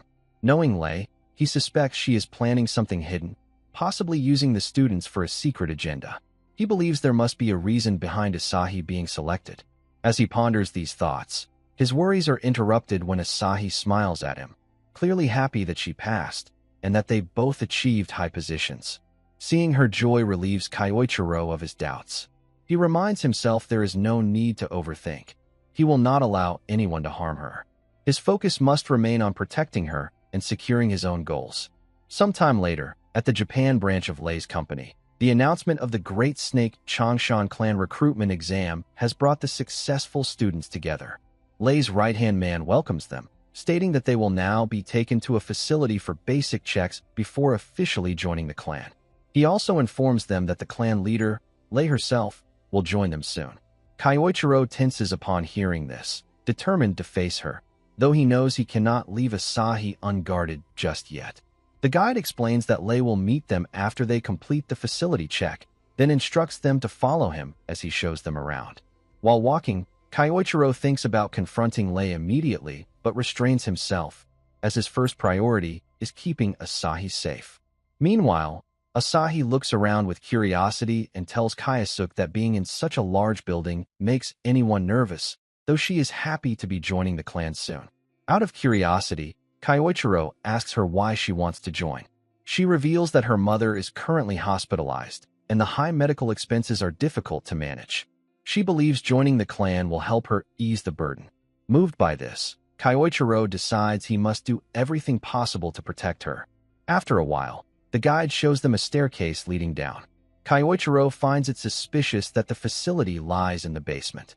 As they descend, he quickly realizes that it is a testing facility. His suspicion grows stronger. Suddenly, the doors close behind them, startling the students. Kyoichiro immediately understands. They never intended to let anyone leave so easily. Their serious preparations confirm this. One of the students nervously asks what is happening. The man who guided them suddenly changes his tone, speaking harshly and telling them to remain silent. His intimidating behavior terrifies the students. Lei's right-hand man, while picking something up, explains that as mentioned earlier, They will undergo the proper procedure to check their suitability. Holding a vial and an injection, he clarifies that they will be testing the compatibility of a new drug developed in secret. He explains that the drug is made from rare materials found in different dungeons. It has the potential to enhance one's power, whether physical strength or magical ability. At first, some students respond positively, saying it sounds beneficial, but one of them nervously asks whether it has any side effects. The man smiles coldly and says it will be faster to show them the truth rather than explain. He points to a display screen, which suddenly plays a recording of the last test subject, tied up and desperately begging not to be injected again. The students stare in shock at the disturbing video clip, where the last person exposed to the drug suffered a painful end. Horrified, the students begin to protest, demanding answers about what they were just shown. Lei's right-hand man explains coldly that the recording displayed a test subject who was not compatible with their new drug, and those were the results. He asks if this answers their questions now. Realizing they are being used as test subjects, with the risk of dying from the experiment, the students angrily declare that they will never take such a drug. Two of the students summon their magic and attack simultaneously, demanding to be released from the facility. Kyoichiro, observing the chaos, quickly tells Asahi to come to his side and not leave him. The two students rush forward to strike, but the guard enhances his fist with skill and knocks both of them out in a single blow. Asahi watches in fear as the situation worsens. The two fallen students groan in pain on the ground. His eyes then fall on Asahi. Looking at her with a calculating grin, he suggests they should start with her instead. He mutters that he is curious to see the results, especially since she wields the rare light attribute. Terrified, Asahi freezes as he approaches her, but before he can reach her, Kyoichiro steps forward and blocks his path. The guard narrows his eyes and demands to know what Kyoichiro thinks he's doing. Calm but firm, Kyoichiro replies, "Nothing. Just keeping lowlifes like you away from her." The insult enrages him. He orders the others in the room to hold Kyoichiro down. Several well-built fighters step forward, confident that defeating a mere scholar will be easy. They charge in with full force, aiming to take him down in one strike. But their attacks land only on an afterimage. Kyoichiro has already evaded. Before they can even react, he delivers sharp, enhanced chops, knocking them unconscious instantly. The remaining two become wary after witnessing this, but even their caution proves useless. Kyoichiro dashes forward, striking both in the stomach with precision. They collapse in defeat. Their leader is stunned by the overwhelming display of strength and skill. He had never imagined Kyoichiro could defeat his men in single blows. Shocked, he starts to panic, realizing the situation is slipping out of his control. Kyoichiro turns to him and declares that he is next. Unable to face him directly, the leader instead rushes toward Asahi, intending to capture her as a hostage and test subject. But before he can lay a hand on her, Kyoichiro intercepts him and seizes his wrist with an iron grip. The man struggles desperately to break free, but Kyoichiro's hold does not loosen. "I already warned you," Kyoichiro says coldly. "You will not touch her." He releases the man's wrist, leaving him stumbling backward in fear. The leader is shaken to his core, terrified at how a mere student could accomplish such feats, something he believed should have been impossible. Just as the realization sinks in, Kyoichiro fixes his gaze on him and warns, "Brace yourself." Now at the facility, Lei's right-hand man, Yang, appears tense. At the same time, Kyoichiro instructs Asahi to stay behind him. Asahi, standing behind him for safety, thinks about how much stronger he has become. Earlier, she couldn't even follow his movements. She had an idea that he had grown powerful, but to this extent was beyond her imagination. Yang tries to intimidate him, warning him not to get cocky. But Kyoichiro challenges him with a question: why are the students of the academy being used as test subjects in the first place? Yang smiles and replies that it is not complicated. He explains that everything is for the sake of their clan and for Clan Master Lei. Once the testing and preparation of the drugs are complete, Lei will gain strength beyond imagination. Kyoichiro asks if he truly believes such inhumane actions are worth it for a small dream. But Yang, unbothered, insists that they use whatever is available to them without hesitation. He adds that those used as samples should consider it an honor to serve as pawns for the clan's glory. Hearing this enrages Kyoichiro. He remembers Asahi, who joined for a reason, to support her family, and how happy she and others were when selected. Many, like her, had dreams, but those dreams were crushed by the clan's selfish desires. The sheer cruelty of Lei's ideology pushes Kaiichiro past his limits. Yang continues arrogantly, saying that the girl behind him will become their new moon. That final insult causes Kaiichiro to snap. He shouts at Yang to shut up, his anger exploding as he releases an immense surge of mana and energy. Shockwaves ripple through the room, pushing everything back. Kaiichiro declares furiously that they are nothing but trash who trample over lives without ever understanding the hopes and dreams of others. Yang staggers under the crushing pressure of the young man's energy. For the first time, he questions if Kaiichiro is really just a student with such extraordinary power. Seeing no other options, Yang changes tactics. He says that normally, he would order Kaiichiro to remember his place as a student, but after seeing such courage and power, he offers him a proposal: join Lei. If he hands over the girl, Lei will be greatly pleased, and Kaiichiro will be rewarded with an excellent position in the clan. Kaiichiro, already filled with rage, rejects him outright. He says he has no need to hear worthless words from trash like them. With negotiations over, Yang warns that Kaiichiro will regret this decision. Realizing he must fight, he harnesses mana to strengthen his body. His aura grows heavier as he powers up. Kaiichiro recognizes the technique immediately. It is strengthening magic. Yang confirms it with pride, boasting that with his polished martial arts combined with strengthening magic, he possesses an unbeatable combo. He rushes forward, throwing a powerful punch. Kaiichiro dodges, but the strike lands on the ground, shattering it and sending shockwaves across the room. Asahi gasps in fear. Yang rises again, surprised that Kaiichiro managed to dodge. Analyzing his opponent carefully, Kaiichiro acknowledges that strengthening magic is indeed formidable. But after observing the flow of mana, he begins to form a plan.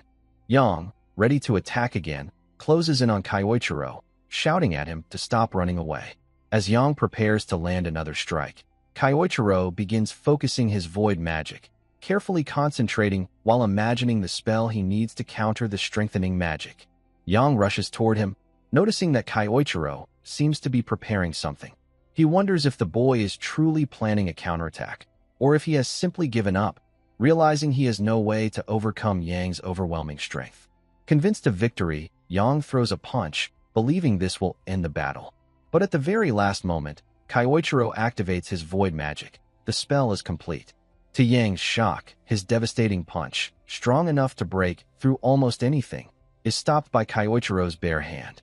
He stares in disbelief, realizing that Kaiichiro is now using the same strengthening magic as him, but even stronger. Kaiichiro remarks calmly that it seems he can do these tricks too now. He thanks Yang, explaining that he was able to learn this magic by observing and imagining it through him. Taking a single step back, Kaiichiro unleashes a powerful blow that sends Yang flying into the air. Yang crashes back down to the ground with a heavy thud. Before losing consciousness, Yang's mind reels. There is no way he could be bested in his own specialty. He wonders if Kaiichiro is really just a kid, or if he is something far more monstrous in strength. With everyone in the facility defeated, Asahi runs to Kaiichiro. He asks if she is all right, and she nods. Meanwhile, the other students who had been hurt begin slowly getting back on their feet. Kaiichiro tells them he will open up a path so they can escape the place safely. Confused, they ask what he means and where he intends to go. Without hesitation, Kaiichiro strikes the heavy door, breaking through and creating an exit for them. As he turns toward his own direction, he tells them he has his own plans to follow for now. At the same time, Lei is informed about the worsening situation. She is told that Yang and the others have been defeated and that the students are escaping. Shocked that her trusted people could be overpowered so easily, she demands more details. But the guards can only report that an incredibly strong individual is heading toward her. Before they can say more, their voices cut off as they are swiftly taken down by the unknown intruder. Confused and unsettled, Lei rises, trying to comprehend what is happening inside her own facility. Suddenly, the door to her office opens, and Kaiichiro steps inside. Lei narrows her eyes and asks who he is, and for what purpose he has come. Kaiichiro walks forward calmly and replies, "The reason I'm here is simple. I've come to pay you back for what you did to me 2 decades ago." Lei appears confused, unsure what kind of debt Kyoichiro could mean from 2 decades ago. Seeing her expression, Kyoichiro steps closer and asks if she truly doesn't understand. Should he explain what debt he is referring to? He begins, saying that ever since the raid of the SSS rank dungeon, the so-called Saints of the Pentagram have been living comfortably. The mention of that raid immediately darkens Lei's expression with unpleasant memories. Kyoichiro continues, hinting at their claim of stopping a certain man's conspiracy that day. Annoyed, Lei asks if he is really trying to give her a history lecture. She insists that the Saints of the Pentagram are heroes who vanquished evil in order to preserve the world. Because of their work, they now hold influence across the globe, watching over many areas. She demands to know what he truly understands to speak against them. Kyoichiro cuts her off, saying that even if the world views them as heroes, the truth is far from it. His words unsettle her, especially as the aura around him changes. In a darker tone, he tells her that they sacrificed their own comrade for selfish reasons, just to reap rewards and build their names. He accuses them of trampling on the lives and dreams of others for their own gain, both then and now. Lei laughs mockingly, calling his words nothing more than conspiracy theories spread by jealous people after their success. But Kyoichiro firmly denies it. He says these are no fabrications, he knows what they did. He reveals that he knows how they pushed their own comrade into the dungeon gate after the boss had been defeated. This revelation shocks her. That knowledge was supposed to be a secret shared only by the remaining members of that raid party. Seeing her confusion, Kyoichiro steps forward and asks if she truly has no idea who he is by now.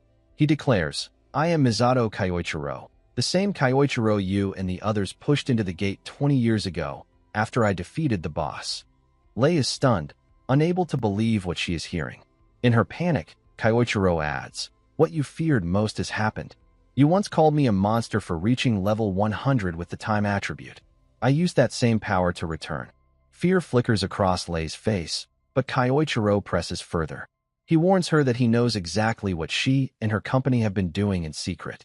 If he exposes it to the public, she would be ruined instantly. Enraged, Lei snaps, demanding if he is trying to mock her. Kyoichiro retorts coldly that she should be the one answering for her crimes, both for betraying him 2 decades ago and for trampling on the hopes of others, like the young girl who gave her all. He declares that he will never forgive her. Lei smirks and tells him not to get too arrogant.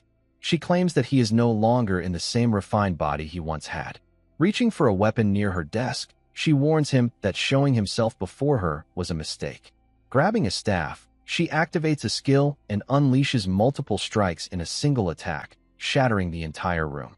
With a twisted smile, she asks what he thinks of her weapon, explaining it was forged using rare materials from high-level dungeons, making it harder than steel itself. She boasts that he will soon see how deadly and sharp it is. Rushing forward, Lei thrusts the weapon at high speed again and again. But Kyoichiro dodges every attack effortlessly, not taking a single scratch. Lei sneers that all he can do now is dodge without his former body, though inwardly she is frustrated that none of her strikes are landing. After evading her flurry of attacks, Kyoichiro remarks that he now understands why she is slower. He points out that she has spent too long as a corporate queen, becoming sloppy and far less sharp than she used to be. He even mocks her by saying she is now on the same level as Awako. Being compared to someone she considers weak infuriates her. In a frenzy, she swings wildly, attacking over and over. At last, one of her strikes seems to connect, but it turns out to be only an afterimage. Kyoichiro is standing far behind her, completely unharmed. She realizes void magic is behind his evasion, but its effectiveness at this level shocks her. Determined to finish the fight, she enhances her weapon with fire, planning to end it with her next attack. She charges at him again, thrusting with all her power. But Kyoichiro stops her weapon effortlessly, with just 2 fingers. Lei freezes, horrified that her enhanced strike was blocked so easily. Kyoichiro looks her in the eyes and says coldly that she is far weaker than she was 20 years ago if this is the best she can manage. Cornered, Lei considers her last resort. Dropping her weapon, she runs to her desk. Kyoichiro watches cautiously, uncertain of her plan, until he sees her reach for an unfinished vial of the new drug. To his surprise, she takes the gamble and injects herself with it. Instantly, her mana begins to surge violently. Kyoichiro realizes she is truly willing to go this far to stop him, transforming her into something monstrous. Now Lei had completely transformed into a monster after injecting herself with the drug. Gaining newfound confidence, she declared that no one could defeat her now.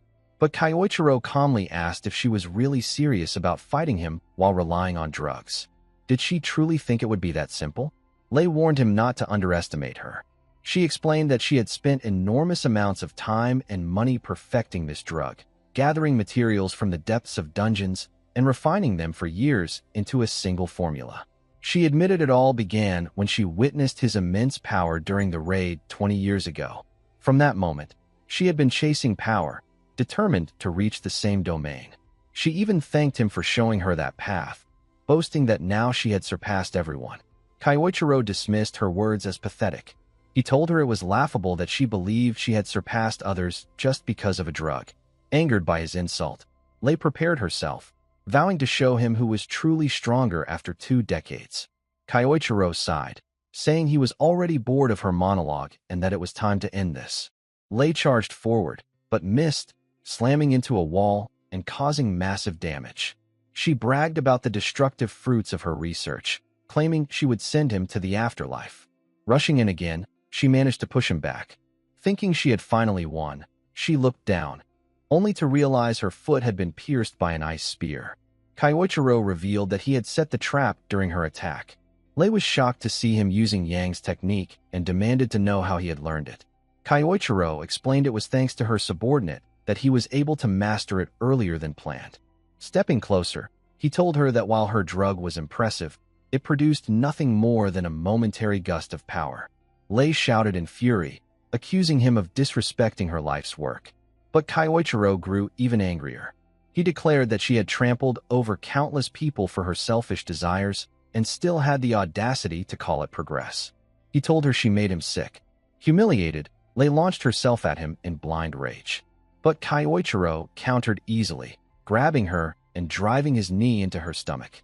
Her unstable power quickly faded, and she collapsed unconscious, her last thoughts on the terrifying new Kyoichiro, whose limitless potential was even more dangerous than his past self with a single attribute. As he left, Kyoichiro remarked coldly that her power was never real to begin with. With this, 2 of the 5 targets in his quest for revenge were now defeated. Outside, Asahi rushed to him, asking if he was all right. At the same time, news anchors swarmed the area, chasing reports that Lei's office had been attacked. Asahi turned to him, asking if he was responsible. Kyoichiro simply replied, "Who can say?" He knew that the truth about Lei's company and its cruel experiments would soon be exposed. With her downfall, many people would finally be safe, and everything she had built over a lifetime would crumble. Asahi called out to him. She admitted that earlier she had been too confused to say it, but now she wanted him to know. Without him, she would not still be standing there. She thanked him deeply for protecting her. Kyoichiro reflected silently. Once, words like those had meant everything to him. They had been his reason to push forward in his previous life. That night, the news exploded with revelations about Lei's company. The truth about their secret experiments and underground facilities where people had been used as test subjects. Reports claimed that someone had stopped her before she could erase the evidence, though the identity of the assailant was unknown. It was also revealed that Lei was now suffering from memory issues and had been placed in medical care. Kyoichiro wondered how the other saints would react to this turn of events. Just as he thought about it, breaking news appeared. An emergency announcement from Nathaniel of the Pentagram Saints. Hearing the name shocked him. At the press conference, Nathaniel declared that on behalf of the Pentagram Saints, they were devastated by Lei's actions and her inhumane research. He apologized, saying that although she had once been their comrade, they had failed to see the darkness lurking within her. Kyoichiro's anger flared. He recognized the act. They were playing the innocent card again, just as they had when they branded him a traitor 20 years ago. They hadn't changed one bit. To them, ordinary people were not lives to protect, but stepping stones to secure their reputation as heroes. He realized that Nathaniel must have been the one to spark hatred among the clan back then, leading to his betrayal.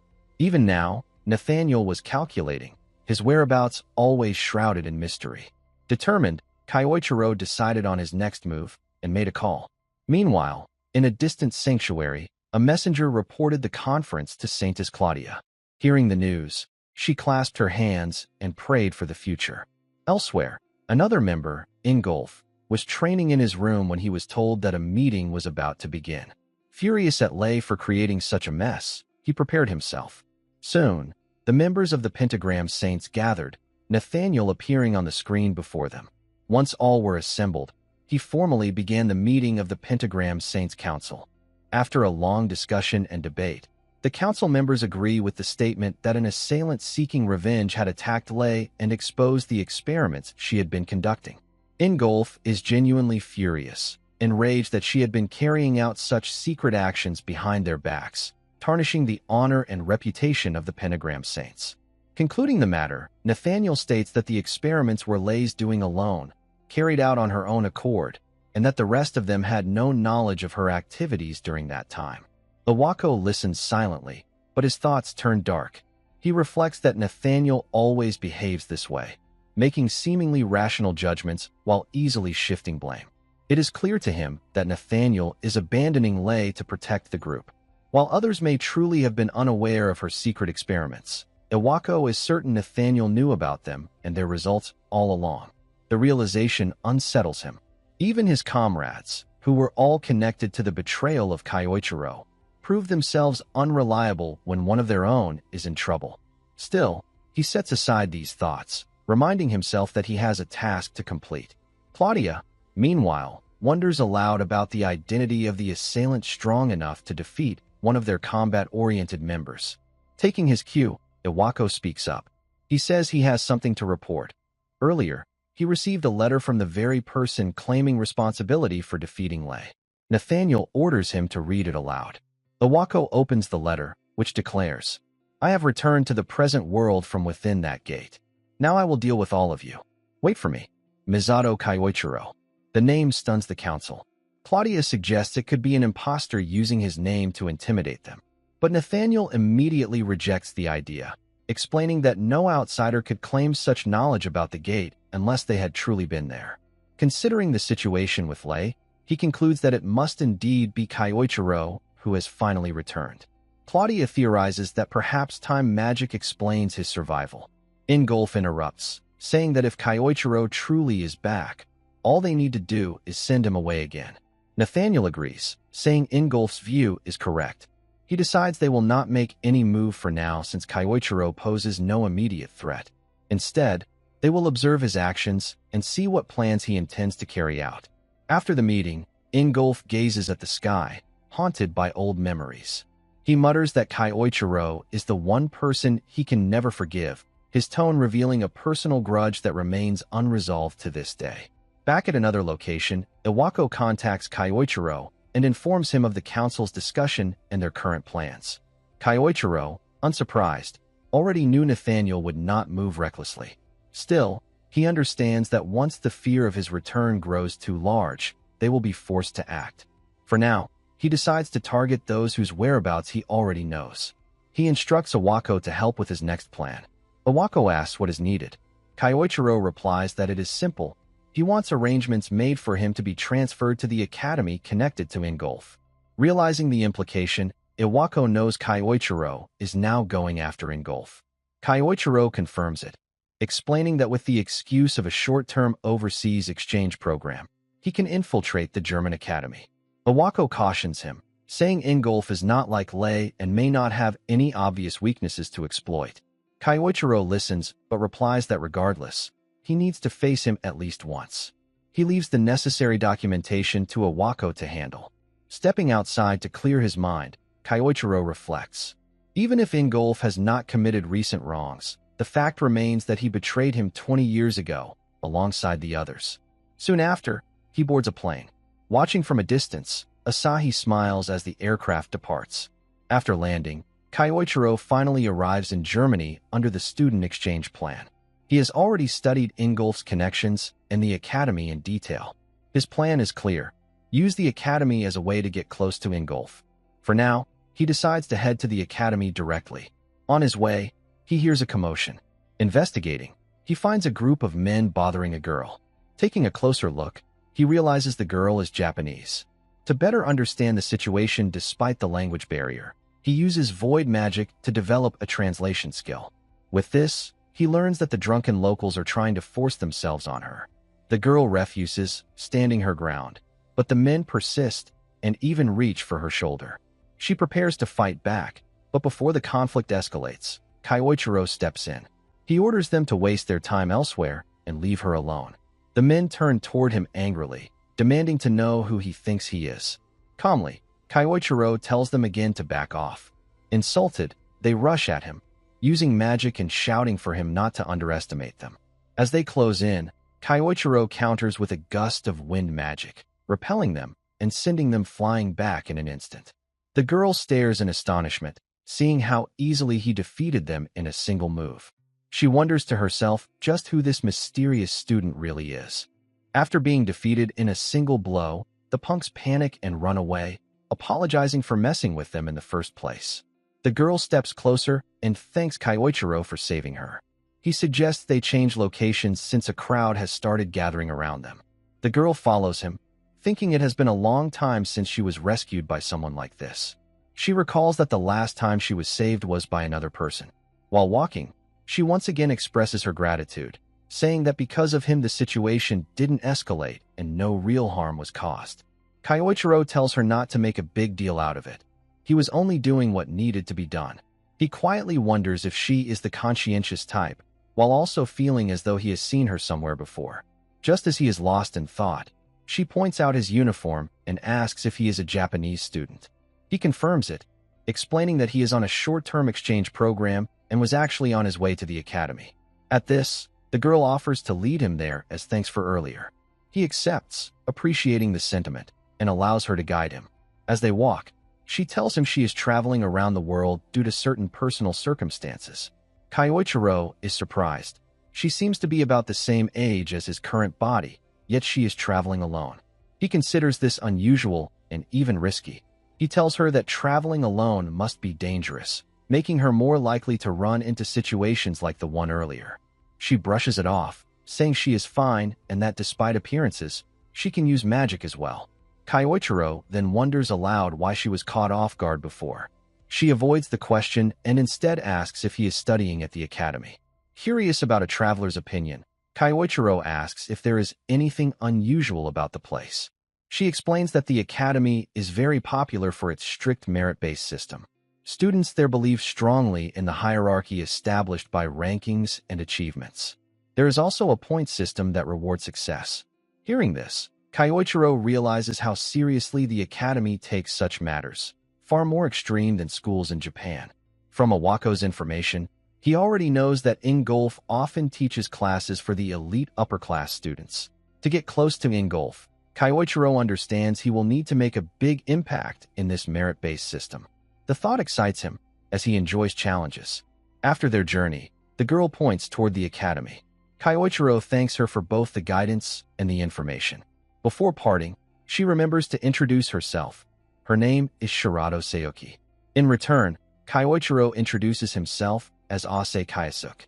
The name shocks her, as though it reminded her of something.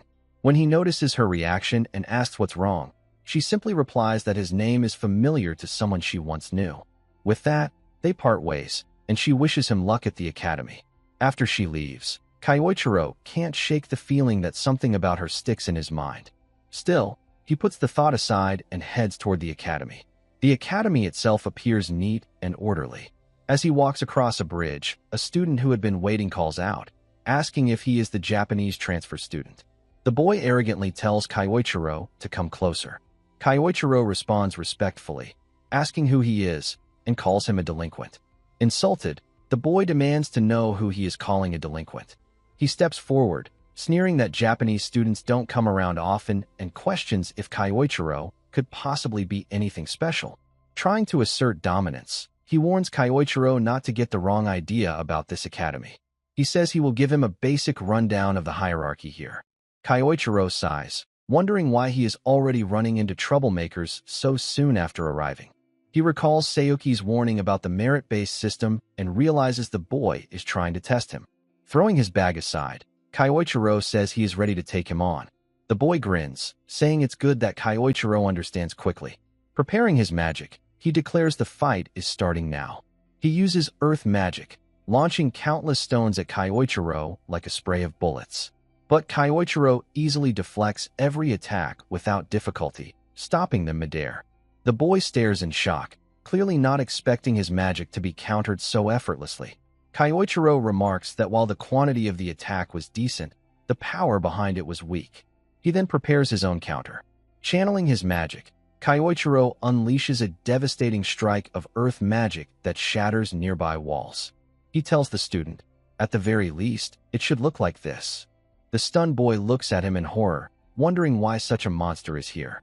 Elsewhere, Sayuki is seen on a call. She reports that she has made contact with Ase Kayasuk. Speaking to Claudia, she says she will remain in Germany for now and continue to observe the target. Now in Germany, at the Lanzig Training Academy, we find Kyoichiro at the reception desk, receiving his student card after completing the necessary paperwork for his transfer. With the basics done, he now has permission to enter the country's dungeons.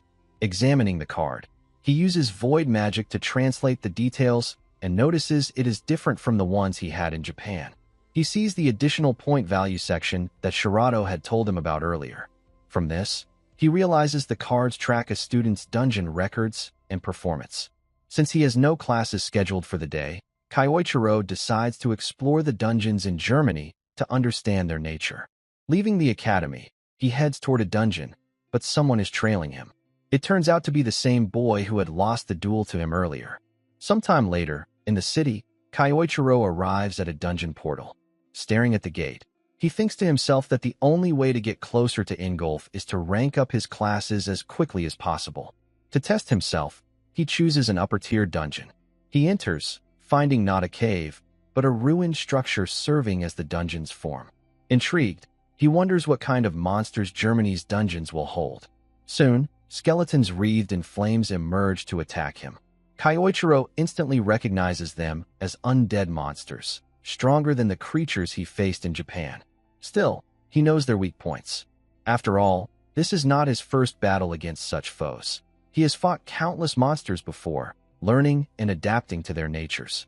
One skeleton swings its weapon at him, but he dodges with ease. Calmly, he notes that the weaknesses of undead creatures are fire attribute magic or blunt attacks that shatter their bodies. Luckily, he has both options available. First, he enhances himself with strengthening magic.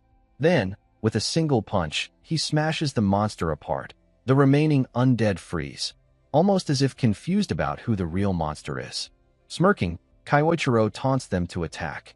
Before long, he clears all the undead in the ruins and advances toward the boss chamber, knowing it should be waiting there. Inside, he finds the boss, a lich, floating in the air, surrounded by wandering souls. Deciding to test its strength, he begins with a fireball spell, launching it at the lich. The boss cancels it instantly. Kyoichiro narrows his eyes, but isn't surprised. Such resistance should be expected from a dungeon boss. The lich points its staff at him, releasing a spell that spreads thick miasma across the chamber. Kyoichiro dodges casually, though he notes with interest that the miasma melts everything it touches.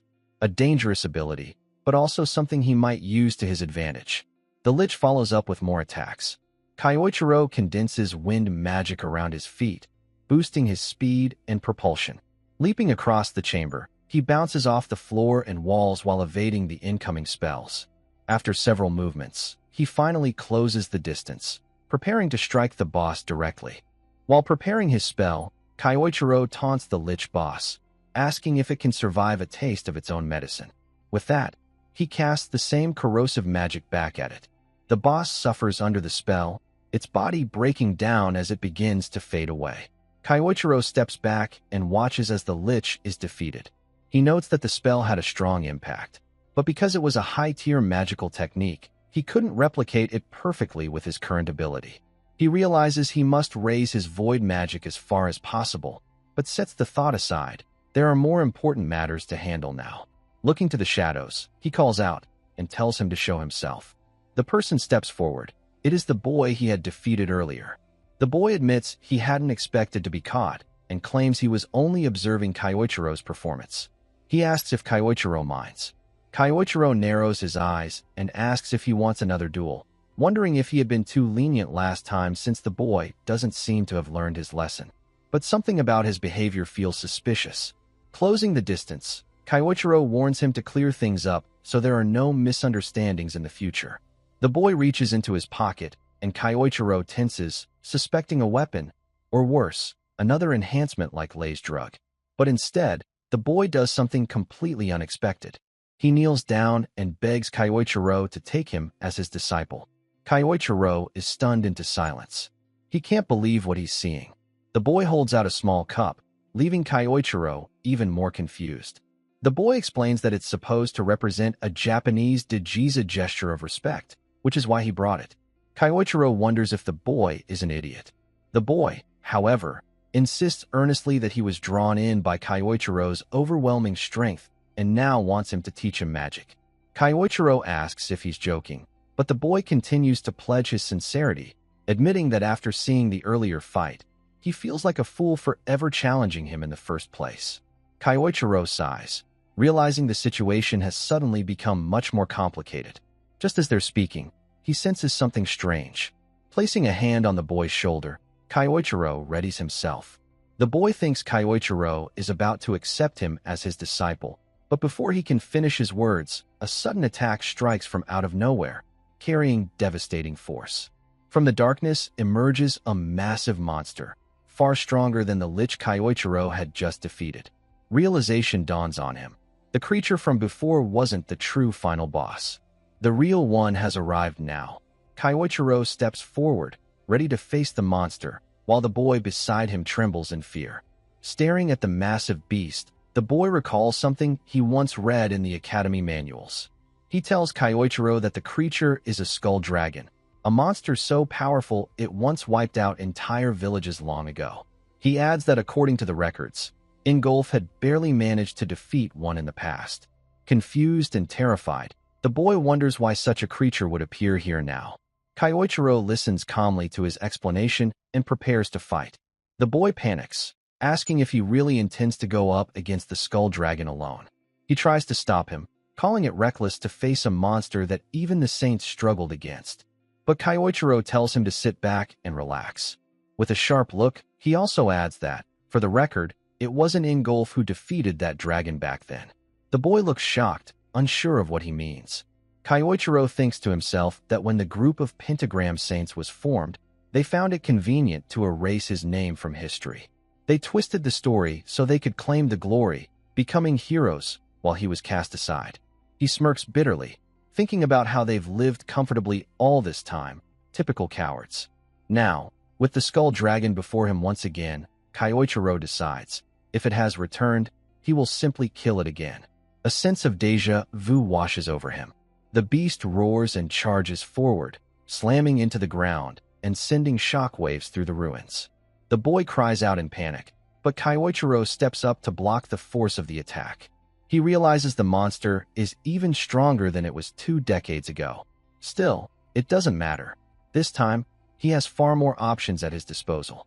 He rushes in, conjuring multiple spells with his void attribute, layering them rapidly.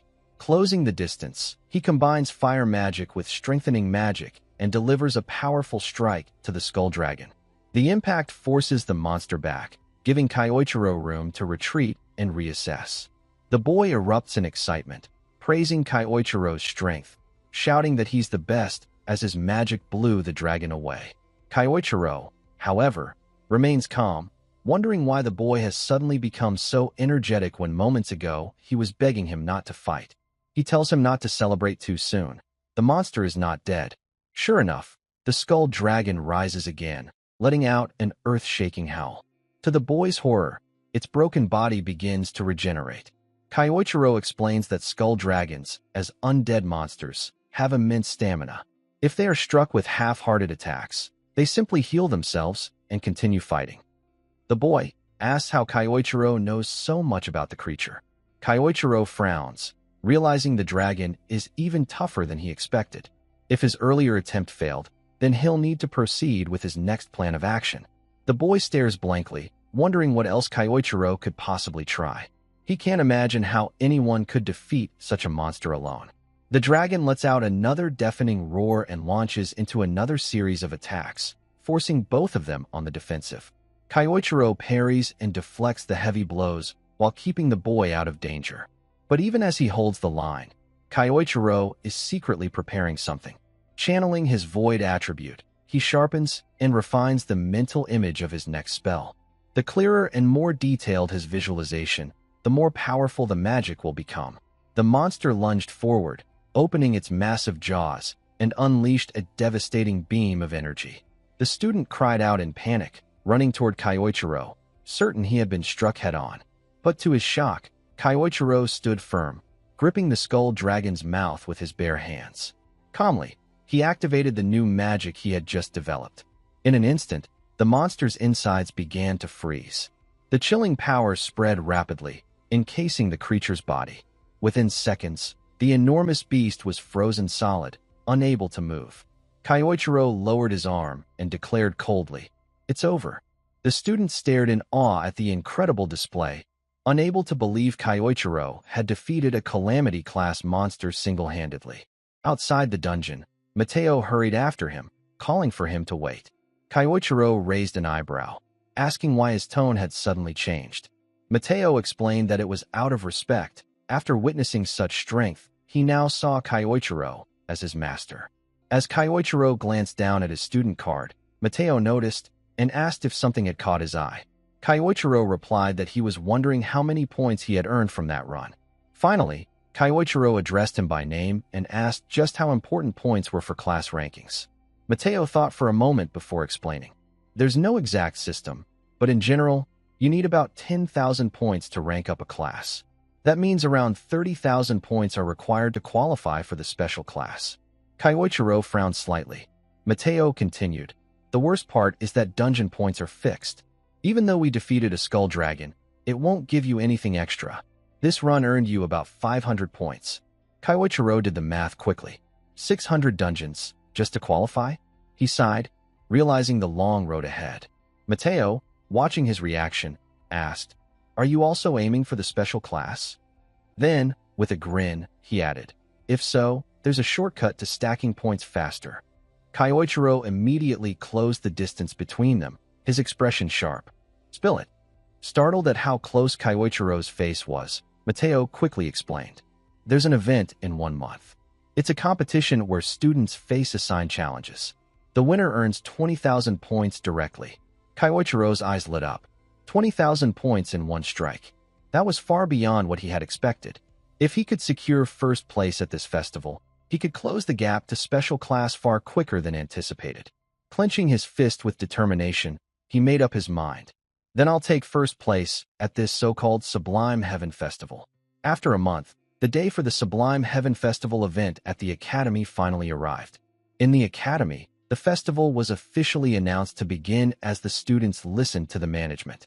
Kyoichiro's new servant was also excited about it since the long-awaited event had finally come.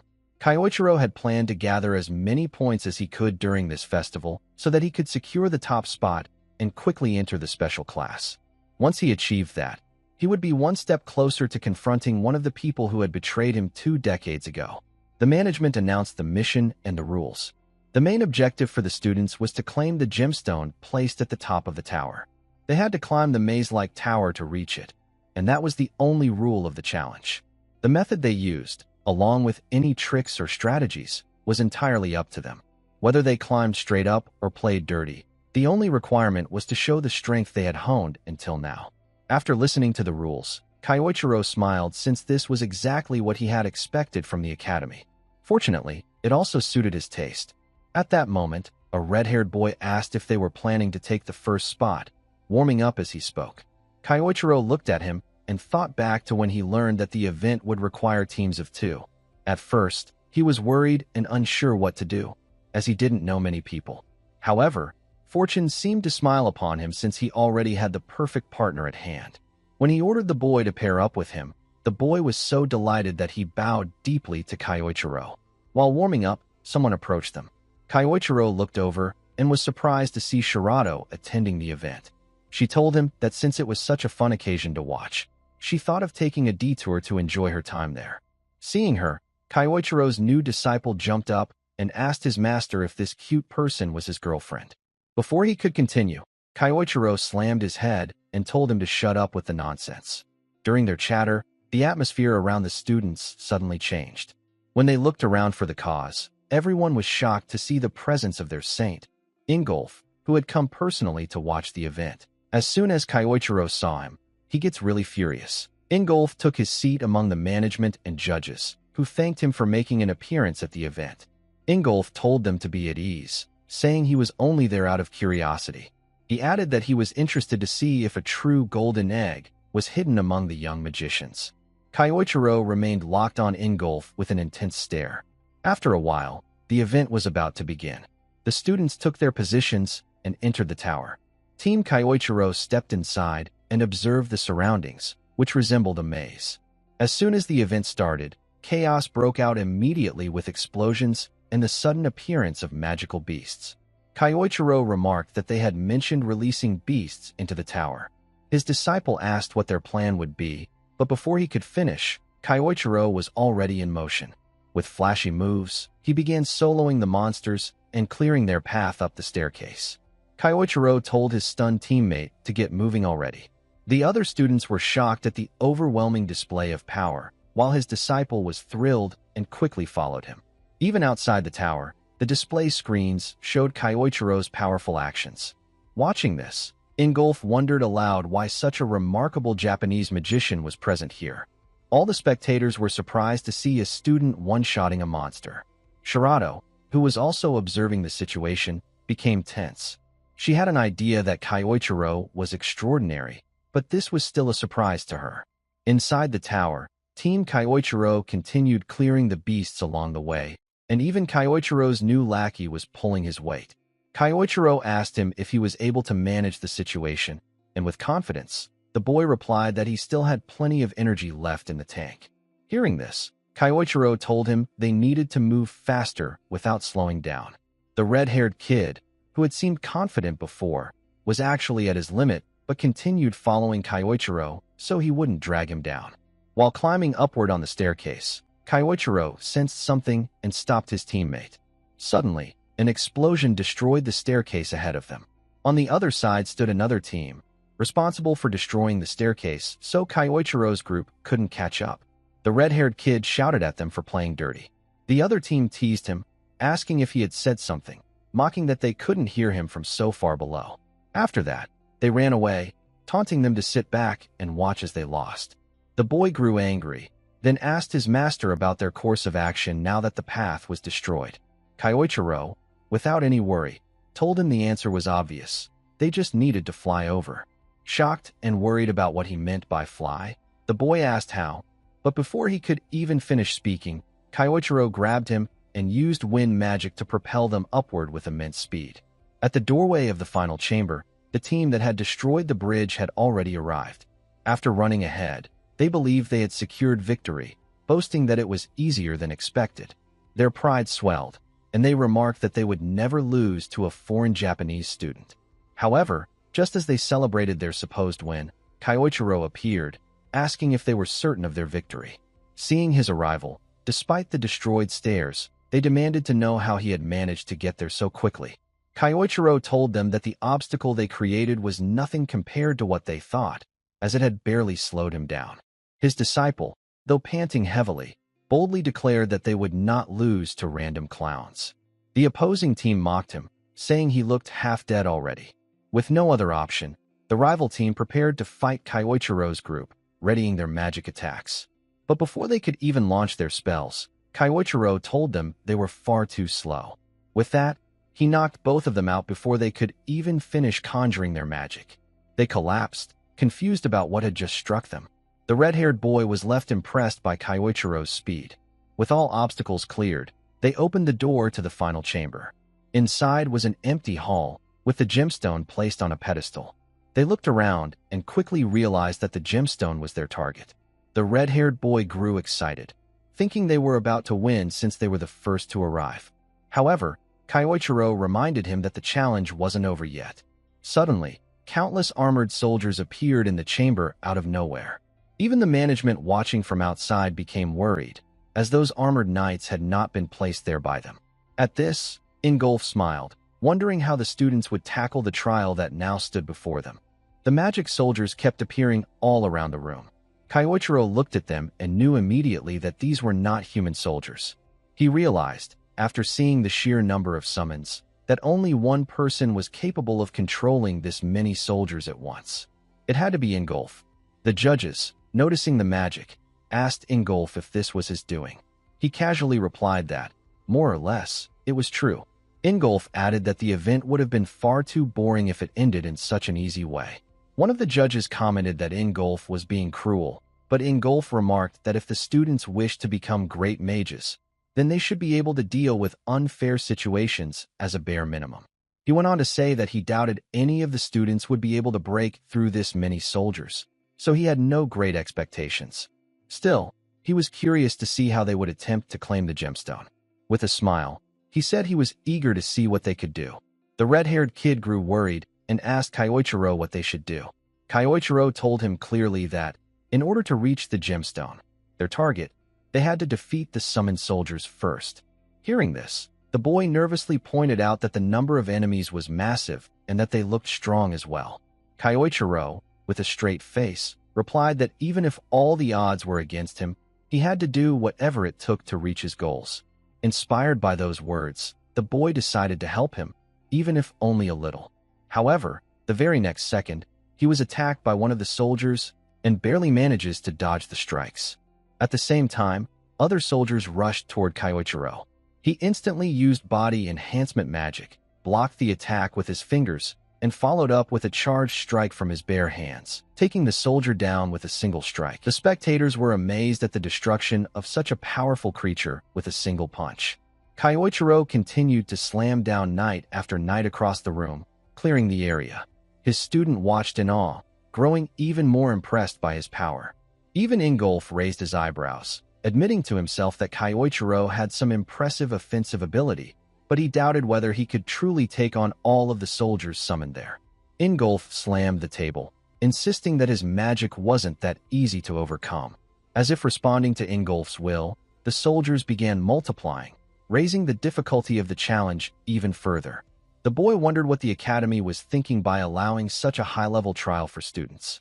Even the spectators grew anxious about the extreme difficulty. Shirato, watching closely, knew it would be impossible to defeat an entire army like this, yet she still held hope that Kyoichiro might somehow break through. She fixed her gaze on him, wondering what his next move would be. The soldiers swarmed around Kyoichiro, forcing him to dodge continuously while calculating the rising number of enemies.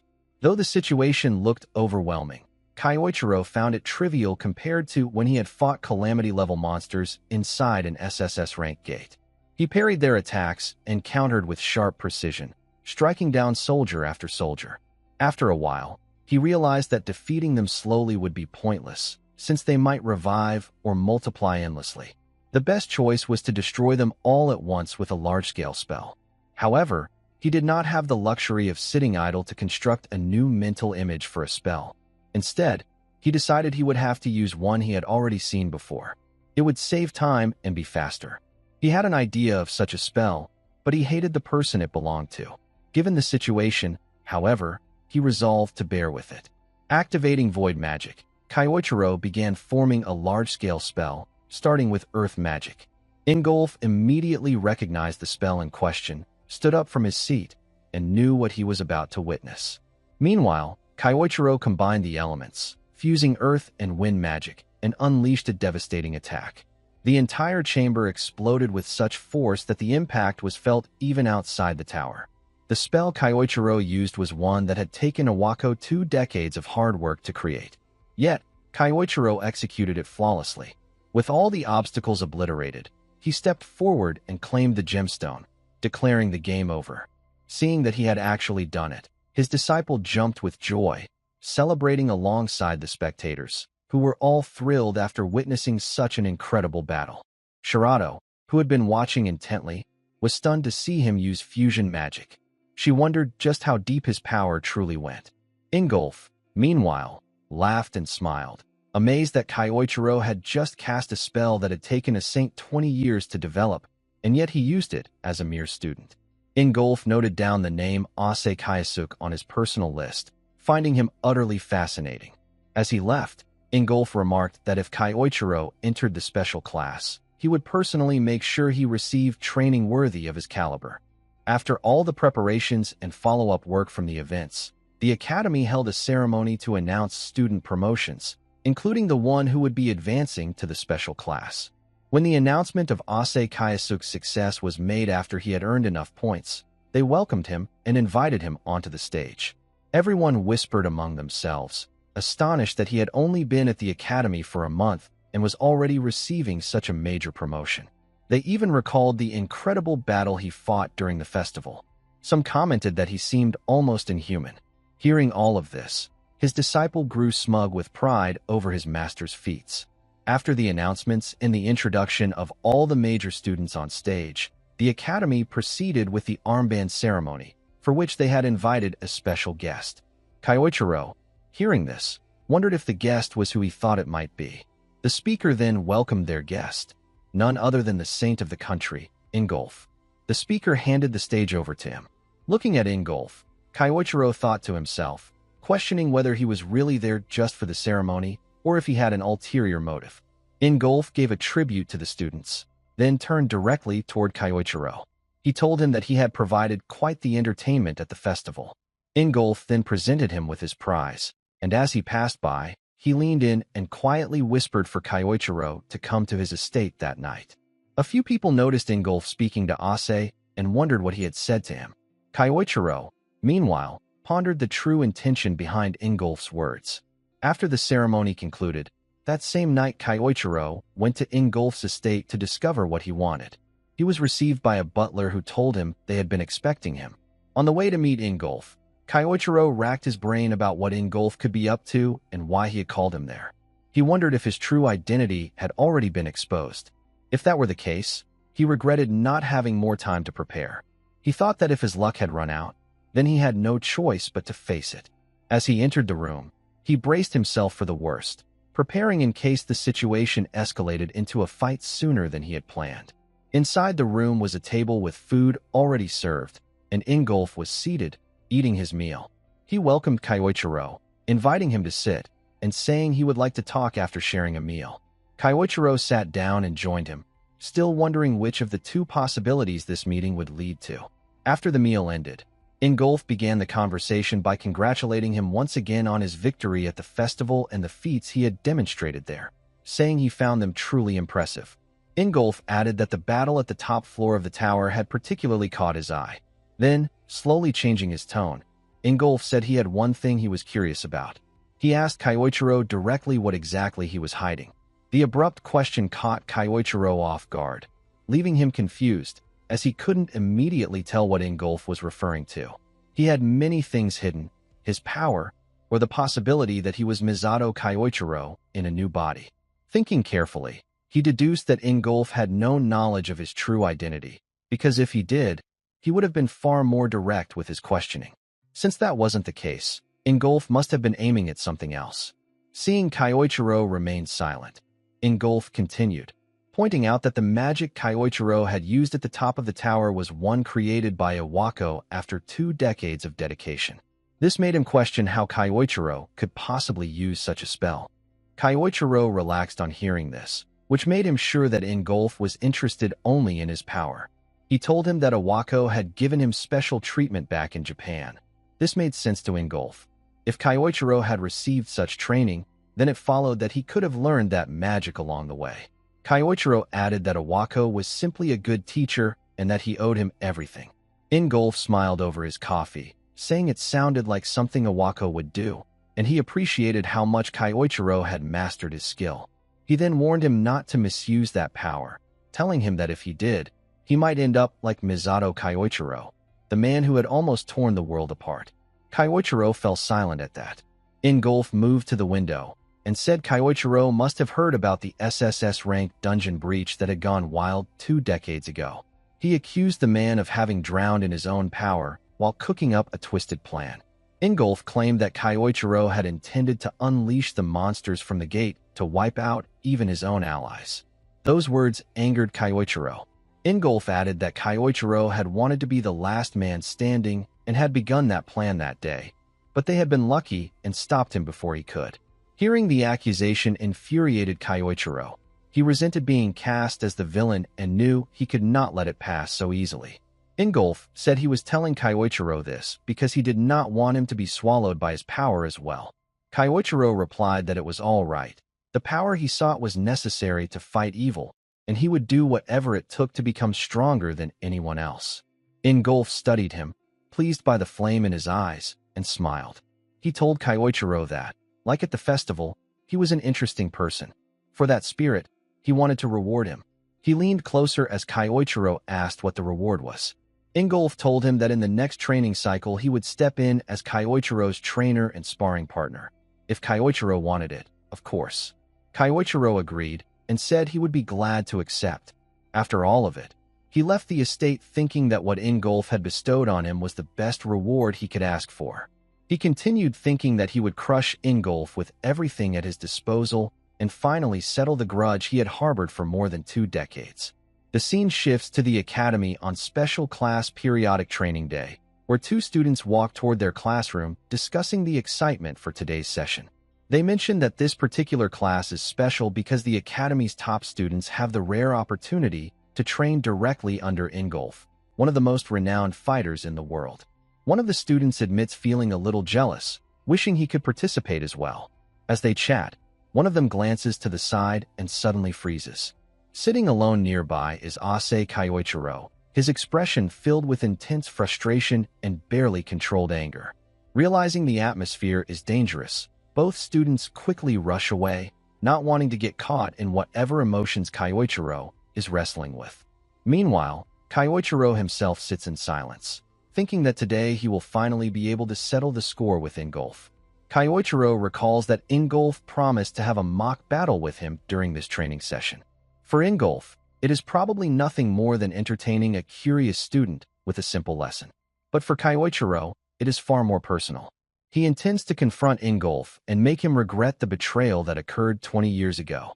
The scene transitions to the vast training hall where the instructor announces that the periodic training session will now begin. A moment later, Ingolf steps forward. As soon as Kyoichiro spots him, he thinks to himself that the moment he has been waiting for has finally arrived. Ingolf addresses the class, explaining that he trusts his students, the finest the academy has to offer, and acknowledges how hard they have all been training each day. He adds that observation is also a valuable form of training. For that reason, he has decided to change the format for today and hold a sparring match. The gathered students gasp and begin whispering among themselves, surprised and excited at this unexpected announcement.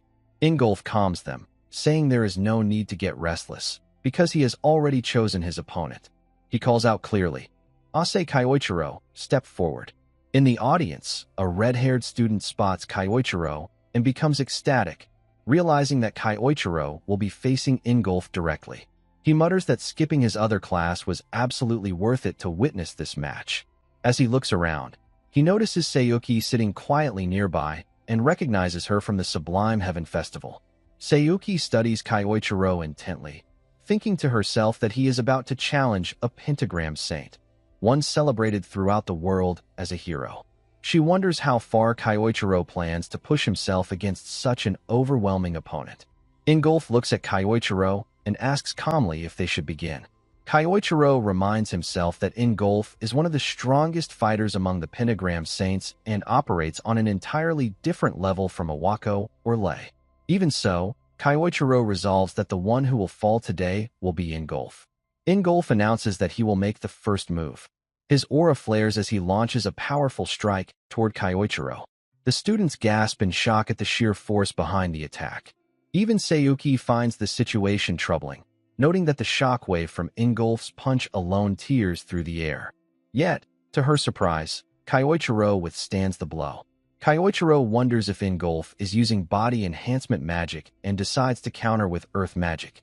When Ingolf's strike collides with him, Kyoichiro manages to block it using reinforced stone.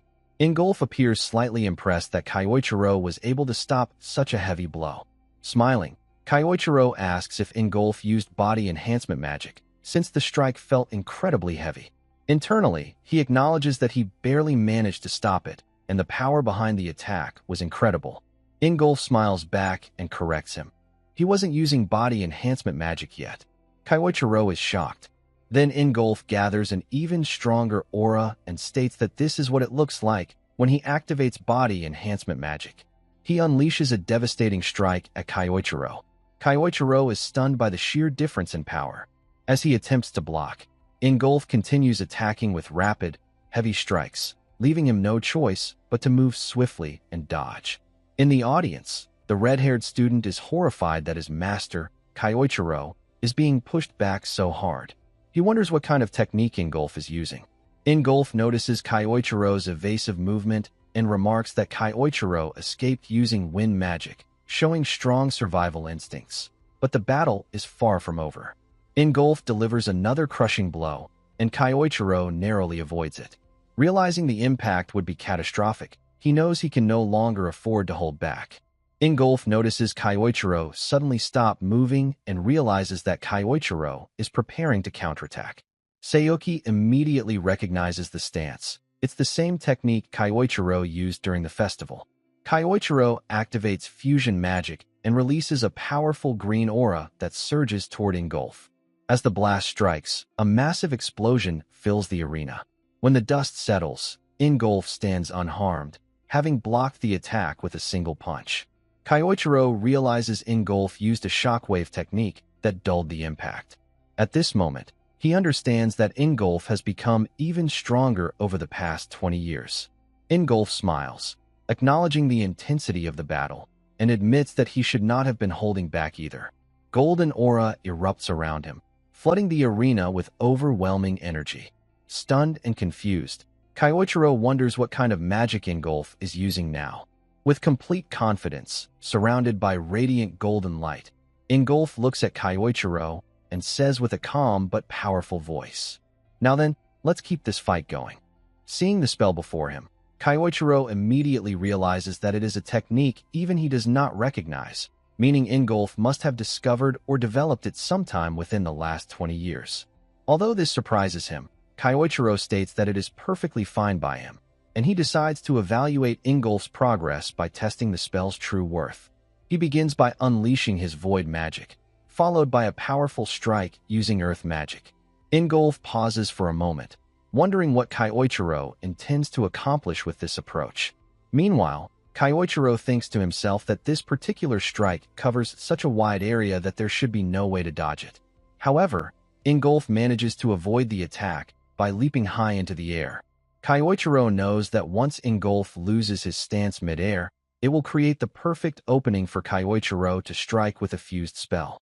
Preparing himself, he gathers both earth and wind magic, merging them together into a fusion technique and launching it directly toward Ingolf while he is still airborne. Seeing this, the red-haired student remarks with excitement that Master Kaiichiro is finally using his fusion magic. Sayoki looks surprised as well, quickly realizing that Ingolf is losing balance in the air, making it an ideal opportunity for Kaiichiro to land a decisive blow. Just when everyone thinks the attack will strike Ingolf head-on, Ingolf suddenly smiles. His aura intensifies dramatically, catching Kaiichiro completely off guard. To everyone's shock, Ingolf takes the fusion spell head-on and blocks it with nothing but his hand. The force of the magic disperses, completely nullified. Kaiichiro is stunned to see Ingolf effortlessly break through his fusion spell, and Sayoki also struggles to accept that someone could neutralize a technique of that level so casually. Back in the arena, Ingolf calmly tells Kaiichiro that the strike was excellent, but it is simply not strong enough to break through Ingolf's mana armor. His right arm is now enveloped in a glowing golden aura. Kaiichiro, surprised at first, realizes that this golden haze functions as a powerful armor. The fact that Ingolf can shrug off fusion magic without suffering a scratch reveals an overwhelming level of durability. Stepping forward, Ingolf explains that his armor does more than just protect him. This mana armor transforms his entire body into a weapon, combining offense and defense seamlessly. That, he claims, is the true essence of his technique. Ingolf then charges toward Kaiichiro at full speed, covering his entire body with mana armor. As Ingolf's strike lands, Kyoichiro barely manages to dodge, yet Ingolf's attack still smashes into the ground, completely breaking the terrain. The red-haired student is stunned at the sheer power behind Ingolf's strike. Kyoichiro finds himself being pushed back repeatedly. Once the dust settles, he realizes that Ingolf is far stronger than he was 2 decades ago, and that this mana armor is one of the biggest reasons behind that enormous growth. Kyoichiro thinks to himself that he does have a countermeasure, but the spell is incomplete, and he is unsure whether he can even pull it off successfully. Ingolf asks if Kyoichiro is not going to strike back, and when he receives no immediate response, he decides that he will end the duel himself. Feeling the pressure, Kyoichiro becomes frustrated, knowing he has no choice but to attempt the new spell. Kyoichiro begins gathering blue mana into his hand. Seeing this, Ingolf wonders if Kyoichiro is trying to forge something, but he still believes there is nothing that can stop him. However, as he prepares to advance, Ingolf suddenly senses an ominous aura surrounding him. Alarmed, he rushes forward to strike. Kyoichiro, unable to complete the spell in time, cannot block the attack and is pushed back again. He thinks to himself that, as expected, he has still not mastered this new technique. Yet he also knows that if things continue like this, he will inevitably lose. Before Kyoichiro can attempt anything else, Ingolf lowers his stance and states that this is enough. Kyoichiro is caught off guard. Ingolf calmly explains that they have accomplished more than enough for a sparring match and suggests that they end the session here. Although Kyoichiro feels frustrated, the training officially concludes. As Ingolf dismisses the class and prepares to leave, several students praise him for the incredible demonstration. They found the match inspiring and were impressed that Kyoichiro held his ground, even though Ingolf had the advantage throughout the entire fight. The students excitedly discuss how remarkable the pentagram saint truly is. The red-haired student approaches Kyoichiro and tells him he fought well, adding that when it comes to someone like Ingolf, nobody can blame Kyoichiro for struggling. Meanwhile, Kyoichiro reflects silently, acknowledging that he underestimated Ingolf. In his current state, he cannot defeat him. Kyoichiro understands he must push his void magic even further and continue to grow stronger. Sayuki watches all of this and thinks to herself that no one else seems to understand the potential that Ase Kyoichiro is truly hiding. Then the scene shifts back to Ingolf, who wonders about the ominous aura he sensed earlier. It was unlike anything he had experienced before. Even so, Ingolf smiles, stating that it has been ages since he has had such an exhilarating clash, and he knows one thing for certain. Kyoichiro is not the kind of man who would allow his journey to end here. Later that night, the scene shifts to Ingolf, who is sitting quietly in his room. He reflects to himself that it has been a very long time since he experienced a battle that genuinely excited him. Yet that man, Ase Kyoichiro, truly surprised him. Ingolf never expected Kyoichiro to possess such refined strength, and in one particular moment during the sparring match, he even felt something he had not felt in years, a flicker of fear. As he sits there, Ingolf realizes he has only experienced that feeling once before. The scene transitions into a memory from years ago, when Kyoichiro was still Ingolf's master. In that memory, Kyoichiro calmly tells him that it looks like the victory belongs to him. Ingolf, still catching his breath, asks what kind of attack Kyoichiro used just now. He cannot believe that his master had been hiding a spell of that level all along. Kyoichiro responds by saying that Ingolf almost managed to defeat him, and besides, a teacher must always keep at least one hidden ace up his sleeve until the very end. Hearing this, Ingolf smiles warmly, thinking that his master never changes. Kyoichiro always rises above expectations, and that is exactly what made him not just a mentor, but also Ingolf's greatest rival. Feeling energized, Ingolf stands up and asks Kyoichiro for another sparring match. Returning to the present, Ingolf thinks that the memory feels nostalgic, yet he knows that a past tainted by darkness cannot simply turn pure again. Even so, he misses having someone who could stand beside him as an equal. He misses the feeling of facing a true rival the way he once faced his master. For years he longed for such a challenge, until Ase Kyoichiro appeared. Now, Ingolf finds himself genuinely excited to see how far Kyoichiro can go and what heights he will eventually reach. The scene shifts to a vast forest where Kyoichiro stands alone, reflecting that this place remains unchanged even after 20 years. He realizes he may be able to use the forest's hidden features to his advantage. Right now, he cannot match Ingolf's current level, and he knows he must retrain himself from the ground up. Fortunately, the dungeon located within this forest is the perfect place for such intensive training. As Kyoichiro enters it, he immediately notices that the dungeon possesses a powerful gravity field, far stronger than the surface outside. He mutters that no wonder Ingolf's punches carried such weight. If Kyoichiro took one of those full force, he would be finished. His first step, therefore, must be to strengthen his physical body. Once he can confront Ingolf head-on, the new spell he has been developing will become the key to victory. Standing confidently, he whispers, "Just wait for me, Ingolf."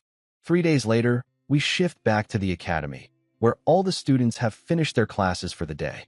Among them is Sayuki, who feels uneasy because Kyoichiro has not returned to the dormitory since the sparring match. She wonders where he could have gone. At that moment, she encounters Kyoichiro's disciple, the red-haired student. He looks down and admits that everything feels boring without Kyoichiro around. Noticing Sayuki's concern, she asks if he knows anything about where Kyoichiro might be.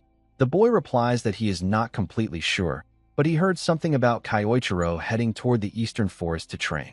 Hearing this, Sayuki immediately understands where Kyoichiro is likely training.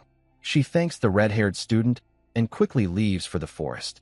When she arrives, she recalls that there is a hidden dungeon deep within this area, an ideal place for someone seeking to grow stronger. But then she pauses, questioning how Kyoichiro would even know about the dungeon. He should have no knowledge of this region at all, unless it is truly possible that Ase Kyoichiro is actually Misato Kyoichiro in disguise. The thought makes her tense. The scene shifts to a month earlier, when Lady Claudia secretly ordered Sayuki to investigate anyone who might be Misato Kyoichiro hiding under a different identity. Ase Kyoichiro's name was on that list. Returning to the present, Sayuki thinks that if Kyoichiro truly is Misato, then the situation is far more serious than expected. She enters the dungeon and recalls that she had visited this place once before for a mission. It is just as overwhelming and intense as she remembered. Seeing the destruction around her, she realizes Kyoichiro must have been training here relentlessly. Soon she spots Kyoichiro standing among a number of defeated monsters. Her eyes widen, and she quickly hides herself. His aura is completely different, far stronger, more polished, and impossibly intense. She cannot believe that he defeated all of those creatures alone. It surpasses anything she ever imagined.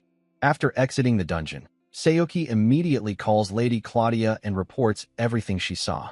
She explains that with Kyoichiro's current training pace, he might actually reach Ingolf's level. Hearing this, Claudia asks about the possibility of Kyoichiro truly being Misato. Sayuki answers that the probability is very high. Lady Claudia smiles, ending the call with clear satisfaction. She remarks that everything is unfolding exactly as she expected. Things are about to become very interesting, she says, and adds that all events are moving in perfect alignment with the Lord's prediction. The scene returns to the dungeon, where Kyoichiro stands confidently. After weeks of intense training, he finally declares that his technique is complete. With renewed determination, he tells himself that this time, without question, he will manage to land a decisive blow on Ingolf. The story then shifts to Iwako's office. Iwako is buried in paperwork when his phone suddenly rings. He picks it up, and to his surprise, the caller is Ingolf himself. Startled, Iwako immediately asks if something is wrong. Ingolf calmly replies that there is something he wants to confirm, a question regarding a particular student named Ase Kyoichiro. Hearing this, Iwako freezes in shock. The very last thing he expected was for Ingolf to bring up Kyoichiro. After a short conversation, Ingolf ends the call, saying that he simply wanted that information. Left alone, Iwako leans back in his chair, rattled. He mutters to himself in disbelief, wondering why Ingolf suddenly became curious about Ase Kyoichiro's past. But he cannot tell Ingolf the truth, that Kyoichiro is actually Misato. If Iwako ever revealed that secret, he is certain the consequences would be fatal for him. The scene transitions to Ingolf, who has also been thinking deeply. He realizes that Iwako is hiding something significant. yet he cannot find any solid evidence to confirm his suspicions. As he gets ready to leave his room, he suddenly notices a letter lying on the floor, as if someone quietly slipped it under the door. Confused, he picks it up, wondering who could have delivered it so mysteriously. When he opens the letter and reads its contents, a surge of anger rises within him. His expression hardens as he mutters that this must be the confirmation he needed all along. The story then shifts into a memory from the past. Ingolf apologizes to Misato for what happened earlier that day. Misato simply replies that it is fine. Since Ingolf's home was being threatened, of course Misato would lend his support. Yet Ingolf asks if Misato is truly certain about his decision. Conquering the dungeon requested by the nation would have brought far more prestige and reward. Misato dismisses the thought, saying that the influential leaders merely want to flaunt their power, and he would rather assist the people who genuinely need help. Hearing this, Ingolf smiles, thinking that Misato is truly kind-hearted. The two gaze out at the peaceful village below. Misato comments on how pleasant the place is, and Ingolf explains that this area is called Keld's Hill, the best spot around to watch the sunset. Misato nods, saying he can tell how much Ingolf cherishes it. Inspired, Ingolf admits that he wants to become stronger, not only for his village, but because there are many other places suffering from dungeon outbreaks. Misato responds with enthusiasm, saying that he will team up with Ingolf. Standing up, Misato adds that he has decided to train Ingolf here during his stay in the country. Overjoyed, Ingolf readily agrees. Returning to the present, Ingolf stands alone near a window, remembering those days when he and Misato would meet at the hill, pushing each other to new limits whenever they found time. But those memories are tainted, because Misato was the one who later devastated Ingolf's hometown. With a conflicted expression, Ingolf decides that he will not involve Nathaniel, Claudia, or the other pentagram saints. This is a burden he must shoulder alone. He will be the one to confront Kyoichiro. Back at the academy, Kyoichiro walks down a quiet corridor. He thinks to himself that the next periodic training session is only a week away, and he intends to challenge Ingolf again then. This time, he vows, the outcome will be different. Suddenly, the red-haired student rushes over, excited to see Kyoichiro return. Kyoichiro asks what the hurry is, and the student explains that the headmaster instructed him to deliver a letter. Kyoichiro opens the letter and instantly stops in his tracks. Shock hits him so hard that he cannot hide it. The red-haired boy asks what is written inside, but Kyoichiro simply says it is nothing and walks away quickly, frustration clear on his face. The boy is left confused, unable to understand what just happened. Meanwhile, Sayuki quietly observes from a distance, having seen everything. The scene shifts to a serene forest, where Ingolf stands waiting.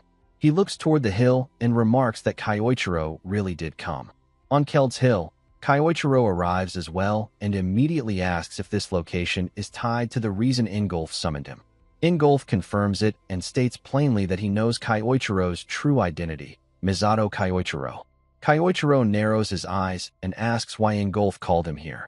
Taking a step forward, Ingolf says the reason should be obvious. His aura begins to rise and swirl around him as he declares that he intends to settle everything and bring Kyoichiro down once and for all. Kyoichiro stands firm. He replies that if that is how Ingolf feels, then the sentiment is mutual. Kyoichiro begins gathering his aura as well. As they stand facing each other, Kyoichiro calmly states that he has something he wishes to ask.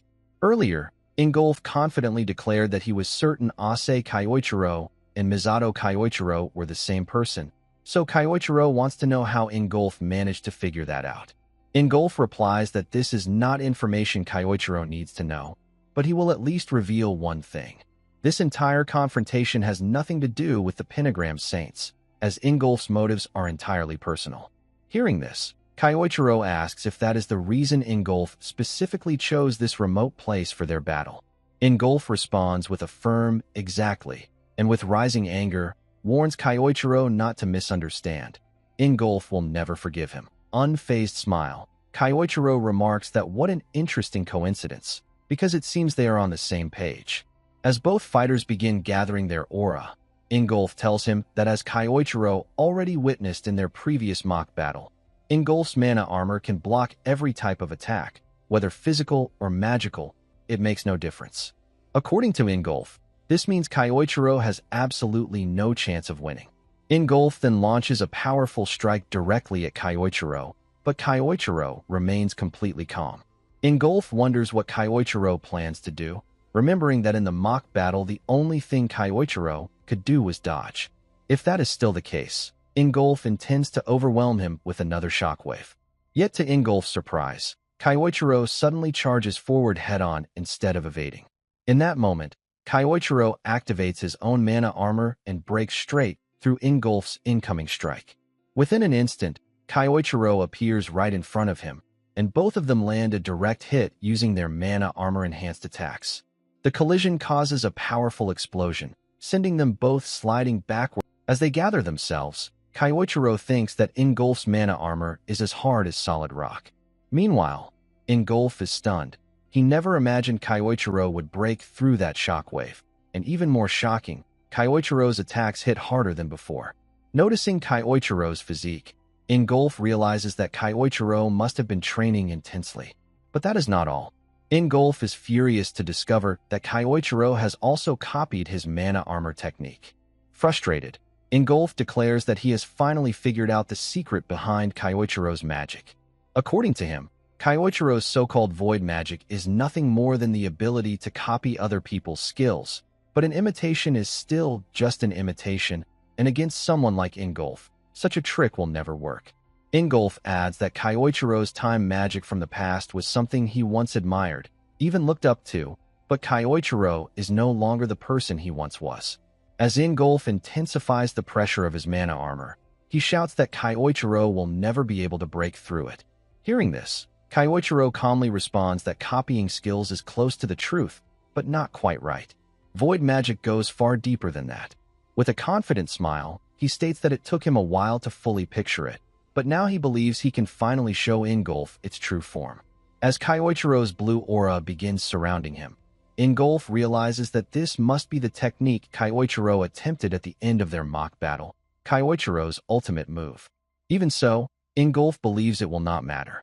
Without hesitation, Ingolf charges forward with his full strength, convinced that no known spell can break through his mana armor. As he comes right in front of Kyoichiro and prepares to strike, Kyoichiro activates his void magic at the exact moment Ingolf raises his arm. Suddenly, out of nowhere, Kyoichiro's strike lands cleanly on Ingolf, shattering his mana armor and injuring his right arm.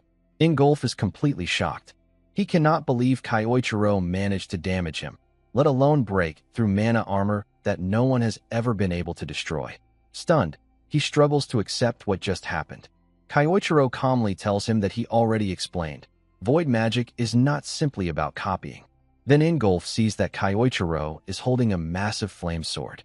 Furious and confused, he demands to know what that weapon is. Kyoichiro answers clearly. Creation through imagination. That is the true essence of void magic.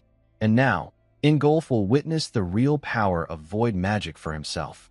Ingolf, clearly surprised, asks if Kyoichiro really said that this is magic born from imagination, meaning that Kyoichiro personally created that flaming sword himself. Kyoichiro replies that this is exactly the case. He explains that the sword is a custom-made spell designed specifically to defeat Ingolf's mana armor. In short, it does not exist anywhere else, because it is Kyoichiro's original magic. Hearing this, Ingolf becomes frustrated and wonders how that sword could possibly break through his mana armor.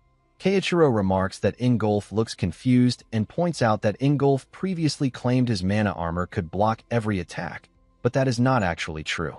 Ingolf is stunned by this statement and tells Kyoichiro to stop talking nonsense, insisting that his mana barrier is impenetrable.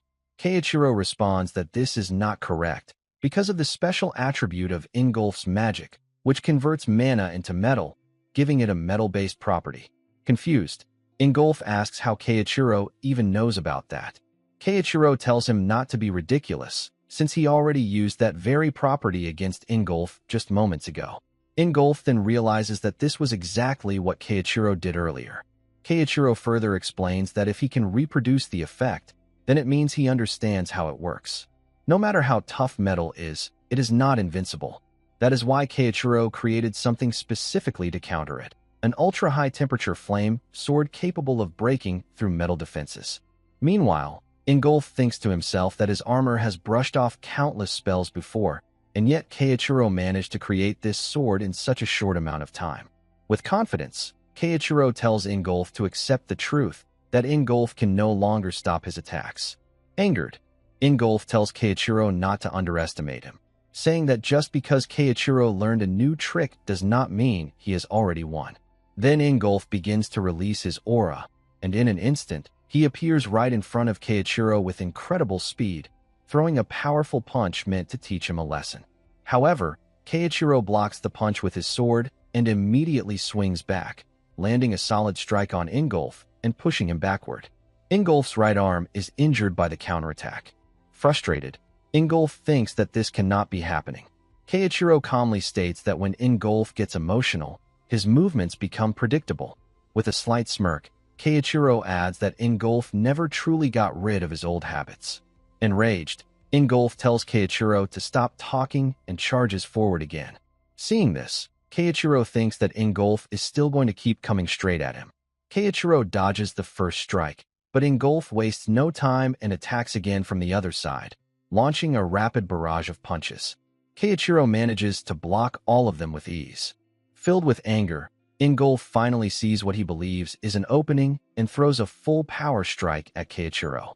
Keiichiro realizes that he will not be able to block this attack directly, so he activates one of his stealth skills. Before Ingolf's strike can land, Keiichiro disappears, and the attack hits the ground instead, kicking up smoke and dust. Confused, Ingolf wonders where Keiichiro went, unable to see clearly through the smoke. At that moment, Keiichiro appears from the side and points his sword at Ingolf, telling him that he is lost. Seeing this, Ingolf tells Keiichiro that he always thought of him as a rival in a good way, someone who pushed him to become better, and asks why Keiichiro could not let him keep believing in that. Just as Keiichiro is about to respond, a sudden strike comes from behind and hits Ingolf, sending him to the ground. Keiichiro is stunned and quickly turns to look, only to see that it was Claudia who attacked. Claudia smirks and says that she will not let Keiichiro wrap things up just yet. Keiichiro becomes angry when he sees her. With a smile, Claudia greets him, saying it has been a long time. Hearing this, Keiichiro realizes that Claudia knows his true identity. Claudia then activates her magic and tells Keiichiro that although she would like to catch up with him, that will have to wait, because the real fun is about to begin. Then Claudia's aura begins to surround Ingolf, and he slowly stands up, now ready to face Keiichiro again, but much stronger than before due to Claudia's magic. Keiichiro quickly realizes the dangerous situation he is in. Claudia then tells Keiichiro to resume his duel against Ingolf. At that moment, Sayuki arrives and tells Claudia that it is time to leave. Keiichiro is stunned to see Sayuki working under Claudia and shouts, asking why Sayuki is reporting to Claudia. Ignoring his question, Claudia turns away and leaves, telling Keiichiro to fight to his heart's content. Angered, Keiichiro tells Claudia to wait, but before he can move, Ingolf releases his aura, spreading it across the ground and covering his body once again with his mana armor. Seeing this, Keiichiro realizes that Ingolf is clearly not in the right state of mind, which means Claudia must have used her hypnosis magic on him. Even the perfect hypnosis that Keiichiro once used on Yoichi was actually a copy of Claudia's original technique. If Claudia truly used that magic on Ingolf, then this situation is extremely dangerous. However, Keiichiro has no choice but to push through and continue fighting. Filled with anger, Ingolf rushes forward to attack Keiichiro. Keiichiro decides to use the same plan as before, staying calm and carefully reading Ingolf's movements. But suddenly, in an instant, Ingolf appears right in front of him, completely shocking Keiichiro. Before he can dodge, Ingolf lands a powerful strike, sending Keiichiro flying backward. Fortunately, Keiichiro is once again able to reduce the impact using his sword, but even so, he cannot believe that Ingolf still has this much strength left. As Keiichiro steadies himself, he notices that Ingolf's body is already severely injured. Seeing this, Keiichiro thinks that if this duel continues any longer, Ingolf will be in serious danger. Keiichiro has heard that humans subconsciously limit their own strength to avoid harming themselves, but Claudia's magic seems to have removed that natural restraint from Ingolf. As expected from someone known as the Queen of Mind Control, Claudia's power is extremely dangerous. Keiichiro also realizes that Ingolf's speed has increased to an entirely different level. First, he needs to find a way to shut that down. As Keiichiro prepares to counter, Ingolf charges straight at him again. Keiichiro tries to block the attack using a mana barrier, but Ingolf still manages to break through it and nearly lands another strike. Keiichiro barely manages to dodge in time and quickly puts distance between himself and Ingolf. He then realizes that something is not right and starts wondering what is really going on, because the mana surrounding Ingolf appears to be fading. Keiichiro considers that maybe the hypnosis is failing, but he knows Claudia is not the type of person to make such mistakes. If she planned to use Ingolf, then she would have made sure every detail was perfect. Still, something does not add up. For now, Keiichiro decides to save the questions for later, because Ingolf's magic armor is beginning to break, and that creates an opening. Taking advantage of this chance, Keiichiro rushes forward and strikes at Ingolf with his void magic sword. As Keiichiro closes the distance, Ingolf also throws a punch at him. However, Keiichiro overpowers Ingolf's strike and injures his right hand. Then Keiichiro follows up with another attack using his void magic. When the strike lands, the entire area is filled with blue mana. As the dust finally settles, Keiichiro is seen holding Ingolf, and Ingolf admits that he has lost. Keiichiro calmly replies that yes, he has won again. Smiling weakly, Ingolf says that fighting against Keiichiro has made him certain of one thing. Keiichiro was not the one who destroyed Ingolf's homeland. After saying this, Ingolf collapses to the ground. Shocked by these words, Keiichiro immediately asks what Ingolf is talking about. Then the scene shifts to later that night, when Ingolf wakes up and is shocked to see Keiichiro sitting beside him. Confused, Ingolf asks if Keiichiro is the one who treated his injuries. Keiichiro replies that it was only basic first aid and adds that if Ingolf moves around too much, it could worsen his condition. Ingolf then asks why Keiichiro would help him at all, since they are supposed to be rivals, and says that helping him seems completely contradictory. Keiichiro answers that something Ingolf said earlier has been bothering him, specifically when Ingolf said that Keiichiro was not the one who destroyed his homeland. Keiichiro asks what Ingolf meant by that. Ingolf replies that he heard someone destroyed his village 20 years ago. Keiichiro asks if they still have not found the person responsible. Hearing Keiichiro's tone, Ingolf thinks that this reaction matches what he had suspected. Ingolf then says that he will explain everything to Keiichiro. He explains that 20 years ago, just 1 week before the SSS dungeon calamity occurred, he was certain about what he saw, or at least what he believed he saw. Keiichiro's silhouette standing in the ruins of his hometown. Keiichiro is shocked to hear this. Ingolf continues, saying that he could not believe his own eyes at first, because he never thought Keiichiro was the type of person who would do something like that. But amid the destruction of the town and people trying to escape, the laughing male silhouette he saw looked exactly like Keiichiro.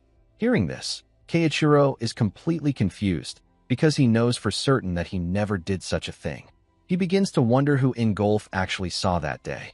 Ingolf then explains that shortly after that incident, he found something in Keiichiro's room, a written plan that described how to take down all the heroes. Keiichiro is stunned by this revelation.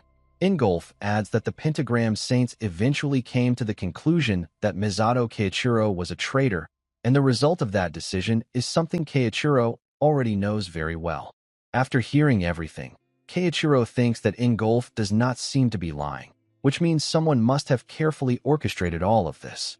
Whoever Ingolf saw that day, pretending to be Keiichiro, was likely a false image created by the same person who planted the evidence. Filled with anger, Keiichiro thinks that manipulating someone's senses and planting false memories is something only a very specific person could accomplish. If anyone could do that, it would be Claudia. Keiichiro has copied Claudia's hypnosis magic before, so he knows how it works. It targets the brain directly and can force behavior and perception. Keiichiro then asks Ingolf if it could have been Claudia all along. Ingolf replies that he had the same thought. He says that the spell Claudia used on him earlier was not meant to support him at all. If Claudia could implant a command that forced Ingolf to fight until either he or his opponent fell, then preventing Keiichiro from properly verifying the truth would not be difficult either. That would mean Claudia could have made Ingolf believe that Keiichiro was the one who destroyed his village. Hearing this, Keiichiro says that would explain everything. Ingolf then stands up and says that no matter what the truth is, he still owes Keiichiro an apology. He admits that he wronged him. Ingolf then pulls out a dagger and tells Keiichiro to strike him down right there, saying that it is all he deserves. Hearing this, Keiichiro smiles and tells Ingolf to look at the view from the hill, asking if it reminds him of the days when they trained together. Ingolf replies that they were like brothers back then, and that kind of bond does not break on its own. Keiichiro agrees and asks who really broke it, and whether they are truly going to let that person walk away after everything that happened. He says that they now share a common enemy and tells Ingolf to team up with him. Ingolf is surprised by this, but Keiichiro tells him that Ingolf is not the type of person who would leave things unresolved. With a small smile, Ingolf agrees and says that it seems he still has something important left to do. The two of them then shake hands. A few moments later, Ingolf says that they should head toward the Mediterranean. Keiichiro replies that this makes sense, because Claudia supposedly built a city there for her followers and may be using it as her main base of operations. Ingolf says that he will go with Keiichiro, but Keiichiro tells him no. He explains that Claudia placed a spell on both of them that was meant to force them to fight until one of them was gone, so Claudia must believe that one of them is already out of the picture. Hearing this, Ingolf says that they should use that misunderstanding to their advantage.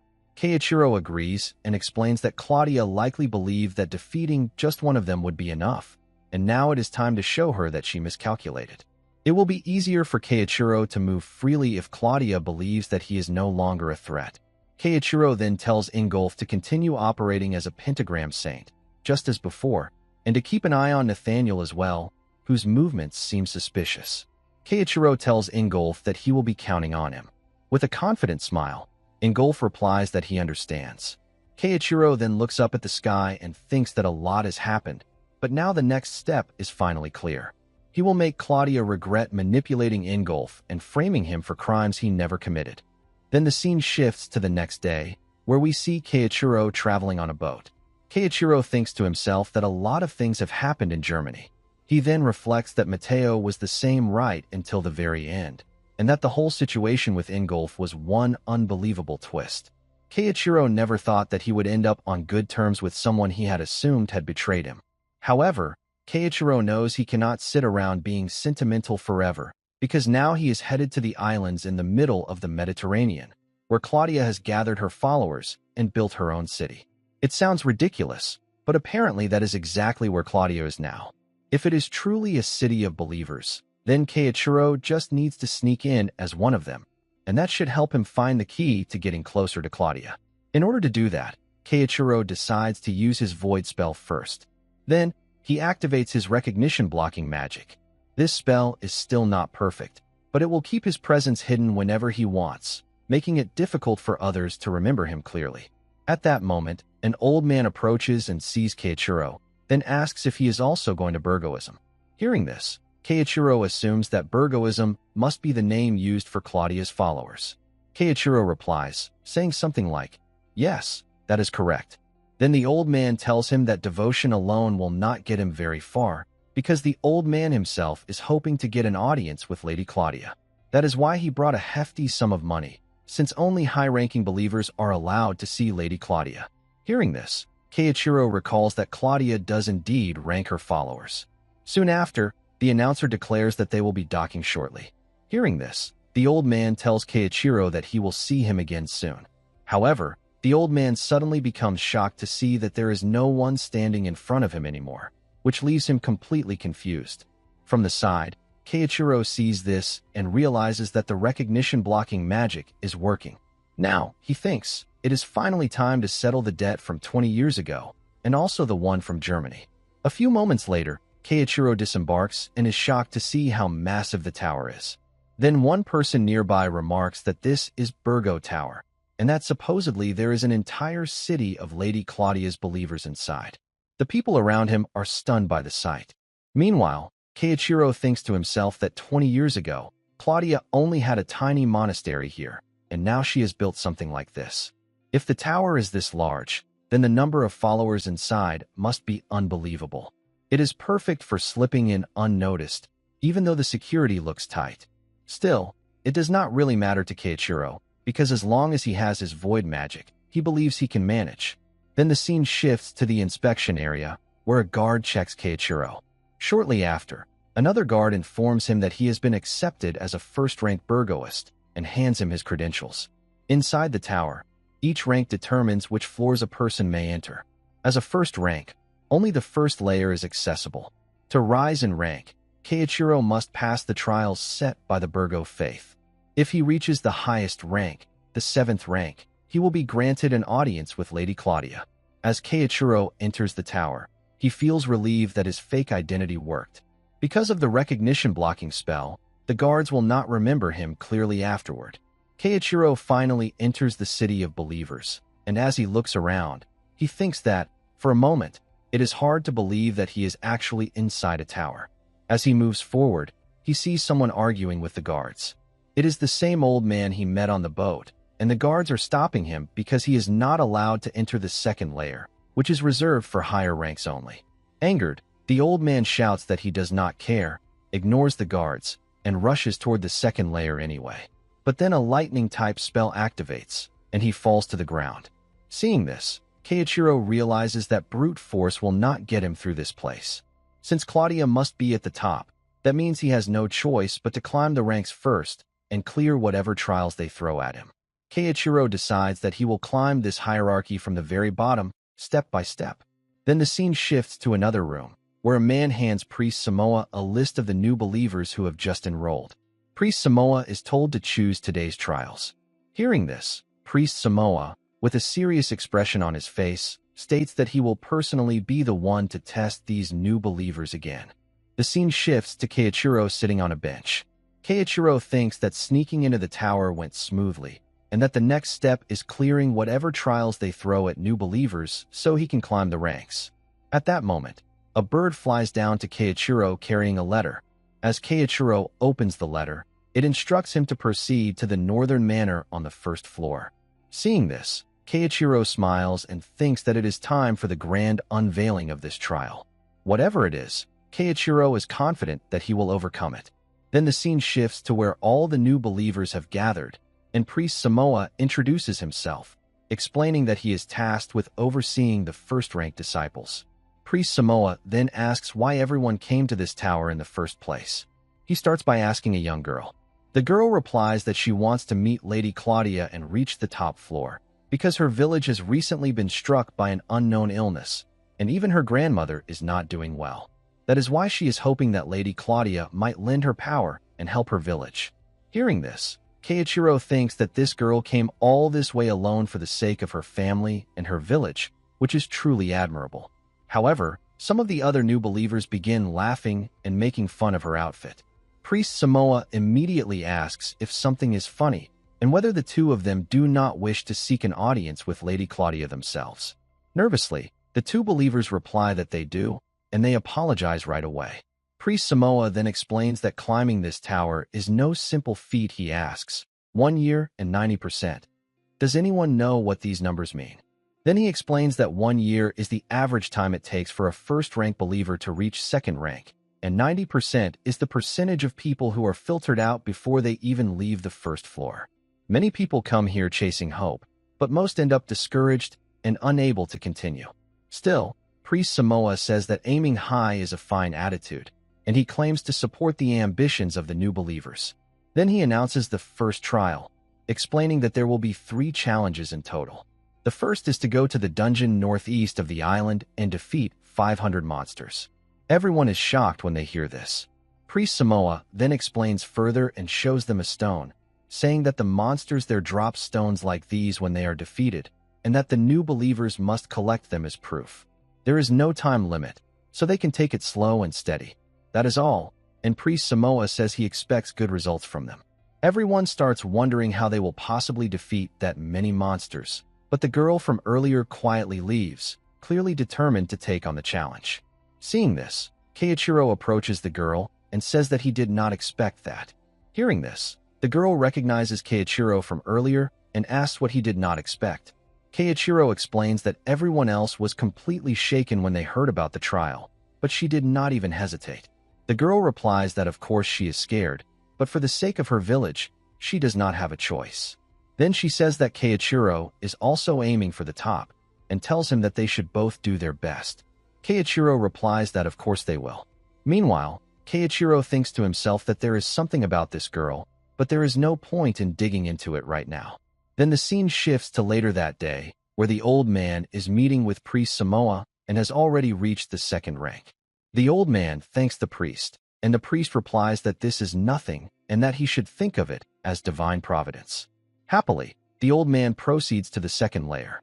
Meanwhile, priest Samoa, smiling to himself, thinks that he has raised the bar to impossible heights with outrageous trials so that no one can actually advance.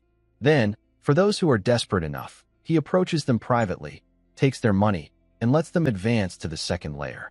Priest Samoa further remarks that the northeast dungeon has powerful monsters, and for the weak, it does not matter even if they take a year, because they will never make it. Those who cannot gather enough money may as well cling to their hopeless dreams until they eventually give up. Meanwhile, Keiichiro hears everything from the rooftop. Keiichiro remarks to himself that priest Samoa is clearly acting like a villain, taking money from the rich and ignoring everyone else around him. Some disciples genuinely want an audience with Claudia out of pure faith, and priest Samoa does not care about that at all, which truly angers Keiichiro. Then the scene shifts to the next day, where Keiichiro goes to meet priest Samoa. Keiichiro informs the priest that he has brought back the mana stones from the dungeon. As Keiichiro shows the stones to him, priest Samoa is stunned and finds it impossible to believe, since it has only been one day.